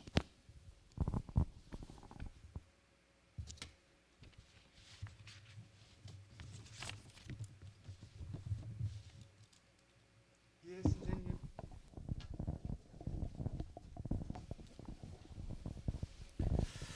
예, 교수님의 강의 감사하게 잘 들었습니다. 괴테만큼 저희가 잘 들어보지 못한 그 일반인들은 쉴러라는 인물에 대해서 특히 그 시대를 꼼꼼하게 설명을 잘 해주셔서 저희가 한층 더 다가가기 쉽고 이해하기 쉬운 그런 강연이었다고 생각합니다. 첫 번째 질문은 그 교수님께서 잠깐 그 언급도 하셨는데 그 군도라는 작품이 저는 작품 내용은 전혀 모르는데 도적 때내 어떤 사람은 홍길동과 비교해서 이야기하기도 했다 그런 말씀을 잠깐 하셨는데 저희 이제 한국에 홍길동전도 있고 임꺽정도 있고 또 동양에 뭐 조금 보면은 수호제 양산박도 있고 서양의 로빈훗도 있는데 왜 그 쉴러가 첫 작품의 이름을 제목을 군도라 도적이라는 그런 이름을 썼을까? 내용은 잘 모르겠지만 그 제목이 상징하는 바가 혹시 있는가? 그 도적이라는 것이 거기에 대해서 한번 여쭙고 싶고요. 두 번째는 스치듯 그 지나가셨는데 아마 시간상 그렇다 생각하는데 괴테와 쉴러와의 관계, 괴테가 또 저 쉴러가 서로 다르면서도 또 서로를 존중하고 또 그런 가운데서 독일의 문화를 꽃피웠다 그렇게 들었는데 그 관계에 대해서 조금 한번 언급해 주시면 고맙겠습니다. 거기에 대해 답변을 바로 하시면 될 것 같습니다. 제가 드리겠습니다. 네, 하시면 됩니다. 예, 우선 괴테와 쉴러의 관계는 여기서 많이 생략했습니다만은 괴테하고 쉴러고 10살 차이입니다. 우리가 지금 고등학교 1학년이고 고등학교 3학년이라면 3학년이 1학년을 얼마나 무시합니까? 아직 조그맣다고. 근데 10살 차이니까 사실 세대의 차이를 느꼈죠. 그 다음에 괴테는 10살 아래의 젊은이를 자기하고 무슨 사귀어서 철저하게 친절하게 지나겠다는 마음이 없었습니다. 맨 처음엔. 그래서 항상 무시하고 살았죠. 그리고 쉴러가 서평을 쓰면은 아까 잠깐 말씀드렸지만 쉴러와 괴테는 대단히 작품의 차이가 있습니다. 괴테는 유니버설하다 그럴까? 인간의 보편적인 고뇌와 삶 그런 걸 하는 반면에 그러니까 그 서양 철학으로 용어로 말한다면 인디어 자인 존재내 속에서 일어나는 문제를 했는데 쉴러는 인디어 규젤샤프트 자인 사회 속에서의 인간의 생활에 대해서 썼습니다. 그러니까 지금 작품 하나하나는 그 말씀을 못 드리는데 쉴러의 작품 전체가 그렇습니다. 대개. 그러니까 예를 들어서 윌헬름 텔, 우리는 보통 윌리엄 텔이라고 말합니다만은 그것도 독재자를 물리치는 그런 내용입니다. 그래서 스위스에는 지금도 해마다 그 작품을 올리면서 축제를 지냅니다. 그리고 국민학교 책에 그 중요한 부분을 올리고 있습니다. 이렇게 사회 속에서의 존재하는 정의란 무엇인가 이런 거를 쉴러는 주로 쓰려고 그랬고요. 괴테는 사회 속에서의 존재의 문제가 무엇인가 삶이 무엇인가 그런 거를 쓰려고 했습니다. 근데 슐러는 아까 잠깐 여기 말씀드린 것처럼 그 칸트 철학을 좋아해가지고 칸트 철학하고 사실상 비슷합니다. 그러니까 칸트 철학을 제일 어렵다고들 그렇게 말하지 않습니까? 그러니까 칸트 철학처럼 칸트의 철학을 뭐 저도 잘 모르긴 하겠습니다만은 인간의 사회 속에서 어떻게 살아야 되느냐 그런 문제를 하다 보니까 잘 안 맞았죠. 그래서 슐러가 괴테에 대한 서평을 쓰면은 괴테가 늘 불만이었습니다. 그리고 예를 들면 슐러는 셰익스피어를 읽으면서 불만이 많았습니다. 참 잘 썼는데 어떻게 못된 놈은 그대로 놔두고 지나갈 수가 있느냐. 못된 놈은 드라마 속에서 벌을 줘야 할 것이 아니냐. 근데 그냥 웃기는 걸로 하고 그만뒀습니다. 그렇게 틀렸는데 그냥 지나갔습니다. 둘이 아주 화합할 적이 있었습니다. 뭐냐면 인하대학에서 어떤 교수님이 자연과학이라는 거 요즘 많이 있지 않습니까? 일반인을 위한 교양 강좌로 했는데 거기에 슐러도 참석하고 괴테도 참석했습니다. 그 지금처럼 10분간 쉽시다. 그래서 나와서 산책을 이렇게 하다가 보니까 슐러가 그렇게 분석으로 하면 과학을 분석으로 하면 그 보통 그게 되냐 그렇게 말하는데 그게 괴테에겐 아주 마음에 들었습니다. 그래서 쭉 가다가 슐러의 집에 들렸습니다. 집에 들리니까 괴테가 그림을 그리면서 괴테도 자연과학자였거든요. 그 사람이 말한 것 가운데에서 모든 식물은 이렇게 자랄 때 그 전개된 과정, 에볼루션이라고 그럴까요? 그런 과정이 있다 그렇게 말하면서 이렇게 자세히 하면서 팽아 시절부터 옛날에부터 있었던 발전 과정이 있다. 그렇게 말하니까 슐러가 뭐라고 했냐면 그걸 보고 선생님 그게 이념입니다. 이렇게 말했어요. 그러니까 슐러가 괴테가 깜짝 놀고 나는 이 그림으로 그려서 실체적으로 보여주는데 당신이 어떻게 이념이라고 그러냐. 그게 나하고 당신하고 틀린 거다. 근데 당신이 한 이론이 맞는 면도 있다. 난 그거는 이해하고 들어가겠다. 거기서부터 둘이 합쳤었습니다. 그러니까 그걸 듣고 이제 괴테는 집으로 갔는데 장문의 편지를 썼습니다. 그래서 서로 왔다 갔다 하면서 같은 현상이지만 관찰만 달랐을 뿐이다. 그래서 두 사람이 의견이 합쳐졌습니다. 그래서 둘이 서로 많은 얘기를 나누고 편지를 왔다 갔다 하고 서로 평을 써주고 그런 게 지금까지도 내려와서 오히려 옛날 일을 몰랐던 거를 괴테하고 슐러가 그 작품에 대해서 평해주고 그거를 대답한 거에 대해서 괴테와 슐러의 편지 교환 그런 게 이렇게 두께 또 5-6권입니다. 그래서 죽을 때까지 슐러가 먼저 죽었는데 늦게 태어났지만 괴테가 무척 많이 울었습니다. 그래서 내 인생이 이제 반은 없었다 그러면서 그렇게 살았다고 그럽니다. 그 다음에 중은 뭐죠? 군도라고 하는 빌로이브라고 하는 이 제목이 상징하는 게 있다면 어떤 게 있을까요? 그건 군도는요. 그냥 거기 주인공이 칼이라는 친구인데 칼이 라이프치히에서 공부하다가 아버님한테서 온 편지가 항상 부정적으로 나가니까 내가 이 시대에 모순을 많이 보게 되니까 이렇게 살아서 모르나 그리고 자기야 같은 뜻맞은 동지를 모아서 숲으로 들어가서 나쁜 탐관오리를 징벌하고 재산을 거둬가지고 가난한 사람한테 주고 그래서 군도라의 군이라 무리군이라 도둑은 돛대도둑 그럽니다. 아까 백 선생님께서 잠깐 설명하신 우리말로 하면 때, 도둑때 그런 걸로도 번역된 게 있습니다. 네, 됐습니까? 설명이?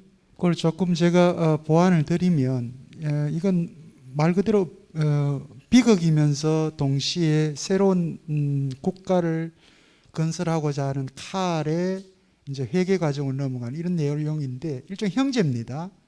오늘 그 강연 내용 중에 아주 재밌는데 프랑켄이라고 하는 아까는 특정한 독일의 지명이 있죠. 그런데 이 작품 22살에 썼던 이 소설 안에서 거기가 프랑켄이라고 하는 작은 도시예요. 그 도시의 왕입니다. 공인데 거기 아들 2명이 있어요. 칼과 프란츠라고 하는 아들이 있는데 이 칼은 라이프치히로 이제 공부를 하러 갔고 그리고 이제 프란츠는 이제 자기 집에 있었던 거죠. 그런데 이제 후계자가 형이 되기 때문에 모든 그 국가의 권력과 재산은 이제 형으로 넘어가는 상황이니까 그 중간에서 이 프란츠가 간계를 꾸밉니다. 편지를 다 전부 가짜로 만들고 이제 아버지와 큰아들의 관계를 전부 이제 이간질을 한 거죠. 그러면서 이제 큰아들은 그 라이프치히 공부하러 간 그쪽에서 이제 아까 우리 강의자 선생님께 얘기했던 것처럼 독일을 그 당시로는 300여 개국이나 되는 공국들이 있었던 그러나 대부분은 절대 군주 요즘으로 하면 완전 독재자들이죠. 독재자들이 있던 그런 시대니까 개인에게는 자유가 없던 그런 시대입니다. 그러니까 칼은 뭐 자기 나라 가도 이제 뭐 어떻게 할 수도 없고 그러니까 거기서 사람들하고 규합을 해서 일종의 딜로이브를 만든 거죠. 만들어서 부패한 귀족들의 재산을 뺏어서 가난한 사람한테 나눠주는 그런 역할을 하게 됩니다. 그러다가 자기 나라 근처로 땀으로 왔는데 이제 그 사실을 알게 된 거죠. 그러면서 이제 동생에게 복수를 이제 하고 그 과정에서 또 거기 등장하는 그 여성이 아말리아죠 또. 예. 이 또 아말리아 이름은 여러분 아까 강연 때 들으셨는지 모르겠습니다만 이 바이마르 공국의 그 아우구스트 공의 어머니입니다. 어머니 이름이 아말리아예요. 왜 그렇게 또 동명이인이 되는지 모르겠는데 굉장히 아주 그 재밌는 부분인데 그 아말리아를 동생 프란츠가 겁탈하려고 하는데 그 여성은 이제 아니다라고 맞고 그 과정에 이제 나중에는 뭐 이 칼이 아말리아 아까 스스로 자기를 죽여라 뭐 하고 죽이게 되고 그러면서 그 딜로이버 도적대에서 나와서 이제 새로운 세계, 세상, 국가를 이제 만들려고 하는 뭐 그런 과정을 그린 겁니다. 근데 이런 내용들이 당시로서는 굉장히 도전적인 그 시대에서는 그런 작품이었기 때문에 아마 많은 사람들한테 그런 호평을 받지 않았나 그런 생각을 해봅니다. 또 다른 질문 있으면 받도록 하겠습니다.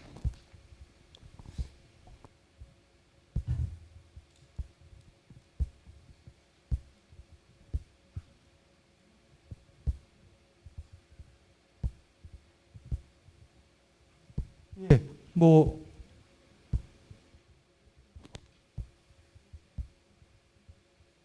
우리 뭐 선생님들 아주 만족스럽습니까 오늘 강의 내용이? 예. 오늘 선생님 그 강연 중에 특히 또 많이 얘기됐던 부분이 프리메이슨 관련된 부분입니다. 이건 뭐 그림자 정부라고 해서 여러 가지 이러저러한 방식으로 많이 책도 쏟아지고 또 합니다. 그리고 뭐 미국 대통령들 누구나 쟤도 프리메이슨이야, 누구도 프리메이슨이야 이렇게 음모론적인 관점에서 많이 또 등장하기도 하고요. 그리고 지금 뭐 아시겠지만 미국 그 금융권을 쥐고 있는 로스차일드가부터 이하의 대부분의 그 유대인 집안들은 다 뭐 프리메이슨이다 이렇게 또 주장하기도 하고요. 오늘 뭐 프리메이슨과 관련된 그런 역사적인 배경 흐름들 이렇게 다 보셨습니다만 메이슨이라고 하는 말이 아까 말씀하셨던 것처럼 성을 축조하는 석공들 이렇게 표현하는데 보통 우리가 지금 엔지니어 그렇게 하죠, 그죠? 또 혹은 공학을 엔지니어링 그렇게 표현합니다만 이 엔지니어라고 하는 개념들도 사실은 다 중세 이 라틴의 인게니움이라고 하는 거기에서 이제 출발했던 내용입니다. 다른 말로 중세 때는 여러분들 전쟁을 하시면 요즘은 뭐 누가 핵폭탄을 먼저 터뜨리냐 마느냐 하고 이렇게 서로 하고 있는데, 중세 때까지만 하더라도 우리도 여러분들 고려 삼국시대나 이런 데 전쟁하는 거 보시면 아시겠지만 성의 깃발을 뺏는 거죠. 일종의 누가 먼저 그 성의 깃발을 뺏느냐가 이제 전쟁의 결과로 나옵니다. 그때 소위 말하는 그 성을, 적의 공격으로부터 가장 완벽하게 성을 쌓는 사람들, 그 사람들이 바로 이제 요즘 말하는 엔지니어입니다. 소위 가장 뛰어난 건축술을 가진 사람들을 이제 그렇게 인게니움, 라틴어에서는 그렇게 사용했는데 요즘 이제 영어에서는 엔지니어라고 하는 용어로 이제 바뀌었죠. 요즘 우리 공학자, 그렇게 공학자 이렇게 얘기합니다만, 공학자는 대부분 사이언티스트하고는 좀 다르죠. 과학자들 같은 경우는 기본적으로 이 자연 세계에 존재하는 것들 중에서 지금까지 찾아내지 못했던 것을 발견해내는 사람들, 노벨상을 받는 사람들은 대부분 그런 사람입니다만, 이 공학자는 말 그대로 발명가죠, 그죠? 발견자가 아니고 발명자입니다. 이 세계에 없었던 전혀 새로운 것을 창조해내는 사람들이죠. 그런 의미에서 그리스 신화에는 데미우르고스라고 하는 그런 이 세상을 창조한 하나의 건축가 내지는 창조주로서 이렇게 또 등장하기도 합니다. 그게 유대 세계에서는 뭐 God가 되는 거죠. 야훼가 되고 신이 되는 또 되는데, 세상을 창조한 자. 그러나 요즘 우리가 공학자에게 만약에 그러한 그 이름을 붙여준다면 그게 과연 설득력이 있는가라고 하는 부분. 정말 공학자들은 그런 세상을 바꾸는, 세상을 창조해내는 발명가로서의 그 역할을 하고 있는가라고 하는 것은 우리가 한번 물어봐야 될 부분인 것 같습니다. 제가 예. 그럼 조금만 더 설명해 드릴 게 있습니다. 예. 아까 시간이 없어서 말씀을 안 드리는데요. 서양 사람들이 시간에 대한 개념, 그거 굉장히 중요합니다. 우리는 삼국시대 사람과 고려시대 사람과 이조시대 사람, 청년 3명을 붙들어 놓고 얘기하면 아무 거리낌 없이 대화가 통한다고 생각합니다. 그런데 서양은 그렇지 않습니다. 서양은 시간의 흐름이 과거와 현재와 미래를 발견했습니다. 일찌감치. 그게 성경에서 보면 예레미야가 바빌론 포로에 가서 당신들이 지금 여기 포로로 된 걸 왜 그런지 아냐? 과거에 야훼 신에게 잘못해서 그랬다. 그런데 현재 잘해라. 그렇처럼 미래에 또 하나님에게서 벌을 받을 것이다. 그건 잘 알아. 그래서 과거와 현재와 미래 얘기를 합니다. 즉 우리나라나 동양 사회보다 더 확실하게 현재와 미래를 다 아우르는데, 거기다 나가서 한 걸음 더 하나가 더 있습니다. 이사야에 와서는 미래 어느 때인가는 야훼 신이 보낸 하나님의 아들이 와서 세상을 멸하고 의인만 살려갈 것이다. 즉 세상의 종말론을 얘기했습니다. 그걸 에스타톨로기시라고 그러는데, 그 종말론은 뭐를 뜻하냐? 이 세상이 다 망하고 하나님을 잘 믿는 사람만 구원을 얻을 것이다.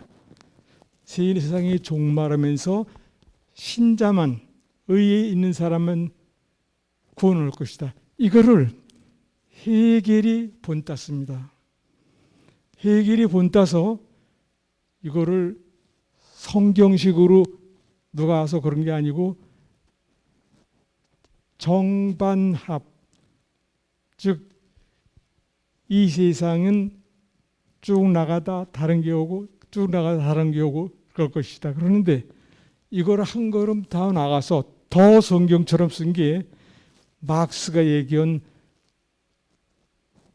가진 사람과 안 가진 사람이 쭉 교대로 하다가 나중에는 세상이 종말에 와서 가진 사람은 다 죽고 프롤레타리아 공화국이 올 것이다.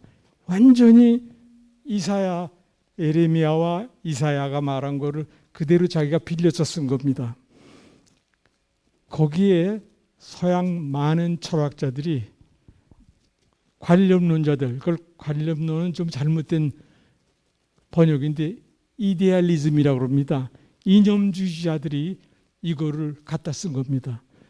헤겔도 그렇고 칸트도 사실은 그 정말론적은 아니지만 이 세상이 시간에 따라서 발전한다고 그 세계 평화 그에 온다고 그랬거든요. 그러니까 서양 사람은 이 세상을 이성의 발전으로 봅니다. 우리는 그렇지는 못했어요. 구체적으로. 그런데 바로 이 이성의 발전의 맹아를 제가 말하는 것은 수평적 세상으로 바뀌기 시작하는 것이 프리메이슨하고 그 계몽주의 그렇습니다.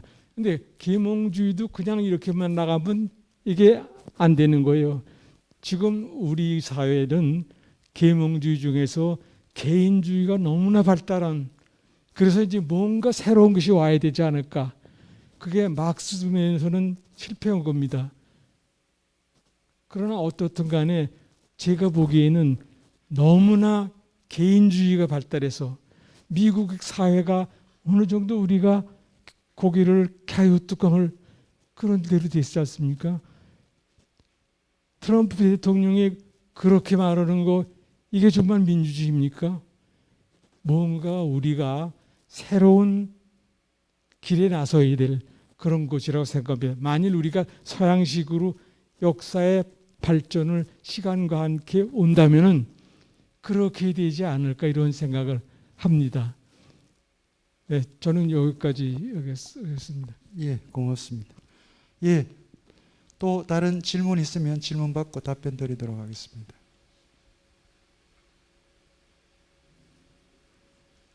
오늘 뭐 우리 시민 여러분들한테 실러 얘기가 좀 어렵게 다가갔습니까? 아, 그러시구나. 차라리 특정 작품을 가지고 얘기했으면 조금 더 쉽게 와닿았을까요? 그런데 오늘 뭐 마지막에 우리 강연자 선생님께서 말씀을 다 해주셨기 때문에 제가 따로 뭐 이렇게 언급을 하지는 않겠습니다만, 실러가 궁극적으로 꿈꿨던 이 세계죠, 혹은 뭐 이상 국가라고 표현을 할 수도 있습니다만, 그런 이상적인 정치적 공동체가 과연 실현이 가능할까라고 하는 것을 실러는 미적 교육을 통해서 가능할 것이다라고 이렇게 제안을 했습니다만, 그것들도 여전히 우리에겐 또 숙제이긴 합니다. 예. 관련해서 우리 또 원장님께서 한번 첨언을 하시거나 질문을 하시면. 아니요, 질문이 없기 때문에 혹시 우리 이재성 교수님도 이제 미학을 말씀하셨고, 우리 오늘 김성욱 교수님도 미학을 말씀하셨는데, 실내에 있어서 미학의 이념, 미학적인 것의 의미가 무엇인지를 쉽게 말씀해 주시면 고맙겠습니다.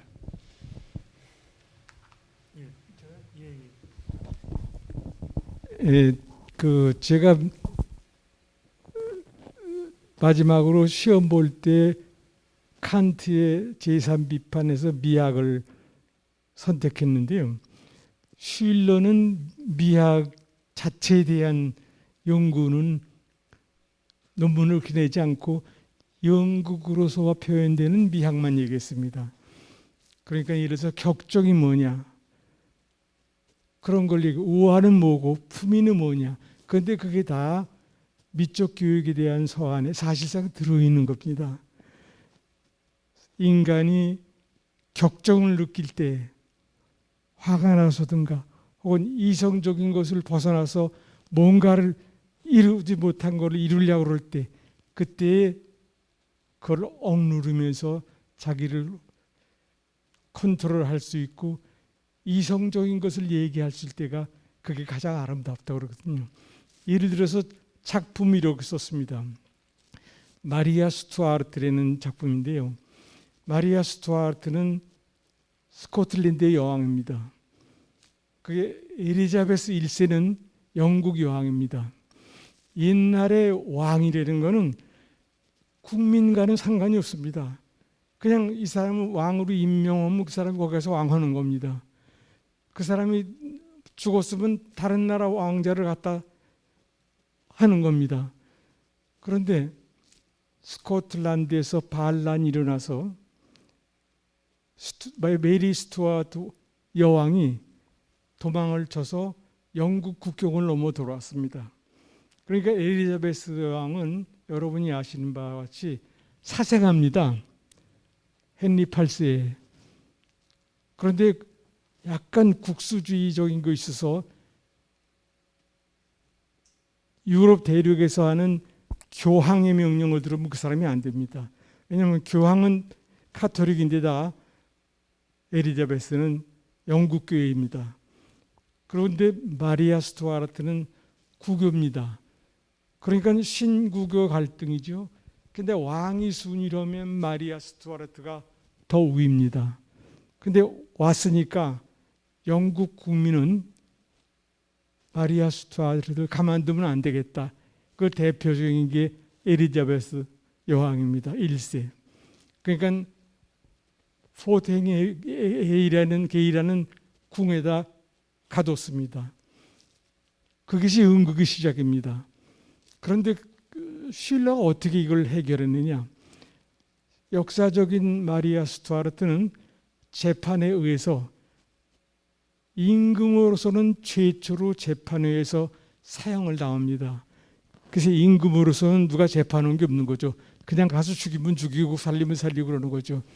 그런데 그걸 어떻게 했냐? 엘리자베스 1세와 마리아 스튜어트는 역사적으로 만난 적이 없습니다. 그러나 그 영국에서는 만나게 했습니다. 만나게 해서 마리아 스튜어트는 엘리자베스 1세에 의해서 목숨이 쥐어진 겁니다. 그러니까 그 신하가 와서 사정을 하십시오. 그래야 살아남습니다. 그러니까 제 말씀대로 하십시오. 그 엘리자베스한테 가선 전하, 그 여자 살려두지 뭐 들어 그럽니까? 그거 아무것도 아니에요. 그렇게 해서 엘리자베스 테일러하고 엘리자베스 스튜어트하고 만나게 됩니다. 역사적으로 만나지 않았습니다. 그런데 자기가 이렇게 마리아 스튜어트가 만나보니까 약간 인격적인 모독을 당합니다. 이 엘리자베스 1세가 그렇게 말합니다. 그러니까 마리아 스튜어트가 조금 참다가 불 끕니다. 만일 이 나라가 법적으로 다스린다면 당신은 내 앞에서 꿇어 엎드릴 사람이요. 어디서 그럴 수가 있어. 그리고 목숨을 구걸하지 않는 거예요. 그러니까 엘리자베스 1세가 가고 또 하나 왕을 비판하는 장면이 나옵니다. 재판에서 이 여자를 죽여라. 사형 명령이 내렸습니다. 그런데 이걸 사인을 여왕이 해야만 죽이게 되어 있습니다. 그런데 그걸 종이 갖고 사인을 합니다. 사인을 하는 걸 비서가 보고 사인하셨군요. 알았습니다. 죽이겠습니다. 그랬더니 무슨 소리냐? 그냥 가만히 갖고만 있어라. 너는. 너 갖고만 있으면 된다. 그래서 갔어요. 그러니까 총신에게 다른 신하, 영국 신하에게 사실은 여왕님께서 사인했습니다. 그러니까 야, 그거 내가 가져갈게. 그리고 가져와요. 이게 사실은 엘리자베스 1세가 거기다 일부러 두고 간 겁니다. 그리고 죽이는 건 자기가 책임 안 진다 이거예요. 그래서 가서 사형을 했어요. 그 다음에는 비서실장을 가서 단두대에 죽이라. 난 죽이라는 말을 한 적 없다. 이렇게 돼서 끝나는 겁니다. 그래서 정말 역사적으로 죽었습니다. 그러니까 우리가 현실 세계에서는 임금을 뭐 어떻게 할 수가 없습니다. 임금이 사기쳤다는 말을 할 수가 없습니다. 그런데 드라마에서는 도덕적으로 아주 못난, 아주 나쁜 여왕으로 만드는 겁니다. 이것이 연극 무대에서만 됐고 그때 배우의 태도 이런 거를 미적으로 아름다운 여인이다 이렇게 말합니다. 그래서 쉴러가 미적인 것을 이론으로 얘기한 거는 바로 위버 나이베 언더 센티멘탈리스트 그밖에 없습니다. 그건 그 외에는 다 부수적인 겁니다.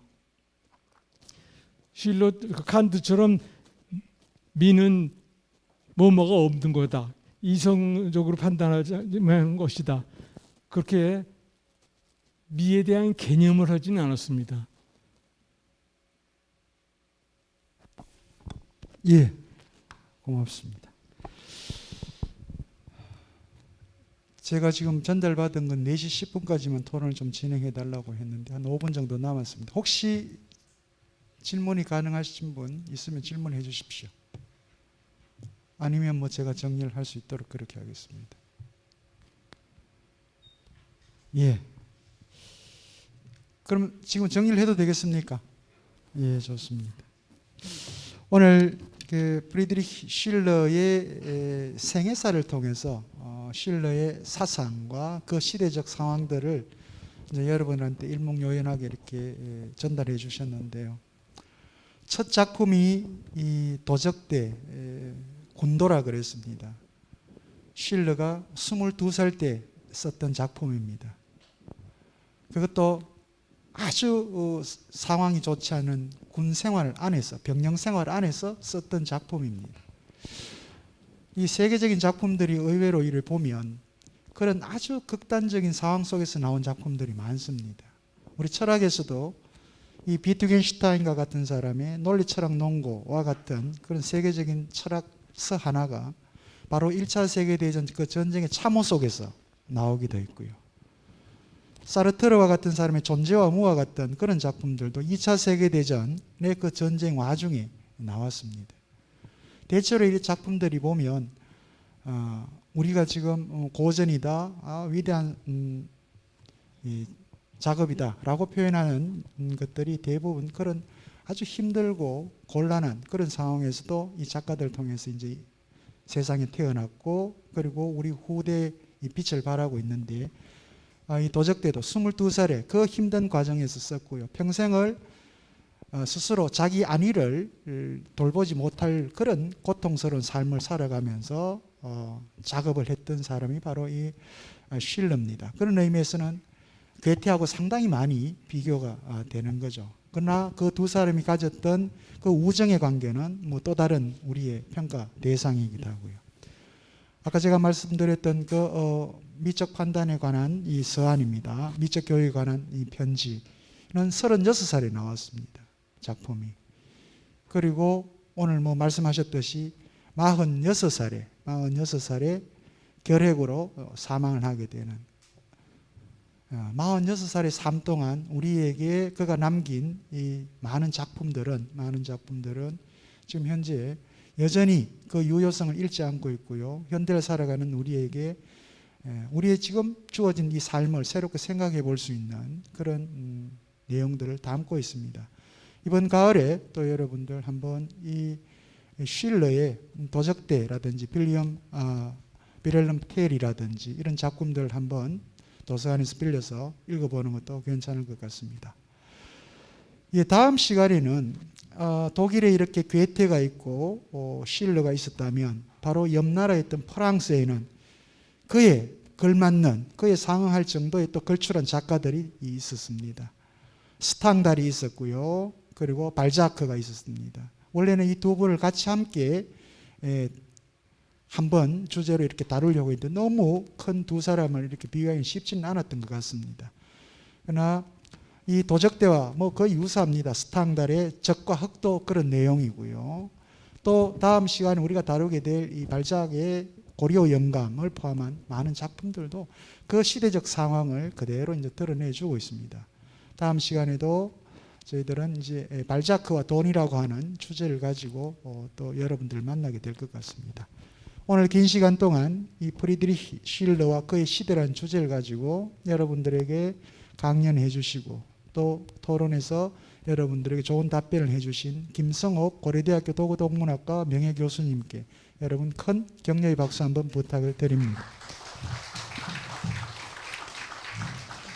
예, 다음 시간 823회 발자크와 돈이라는 주제를 가지고 여러분들 만날 수 있도록 하겠습니다. 날씨가 조금 차갑습니다. 건강 유념하시고요. 다음 시간에도 오늘처럼 이렇게 건강한 모습으로 여러분들 이 자리에서 만날 수 있도록 하겠습니다. 안녕히 돌아가십시오. 고맙습니다.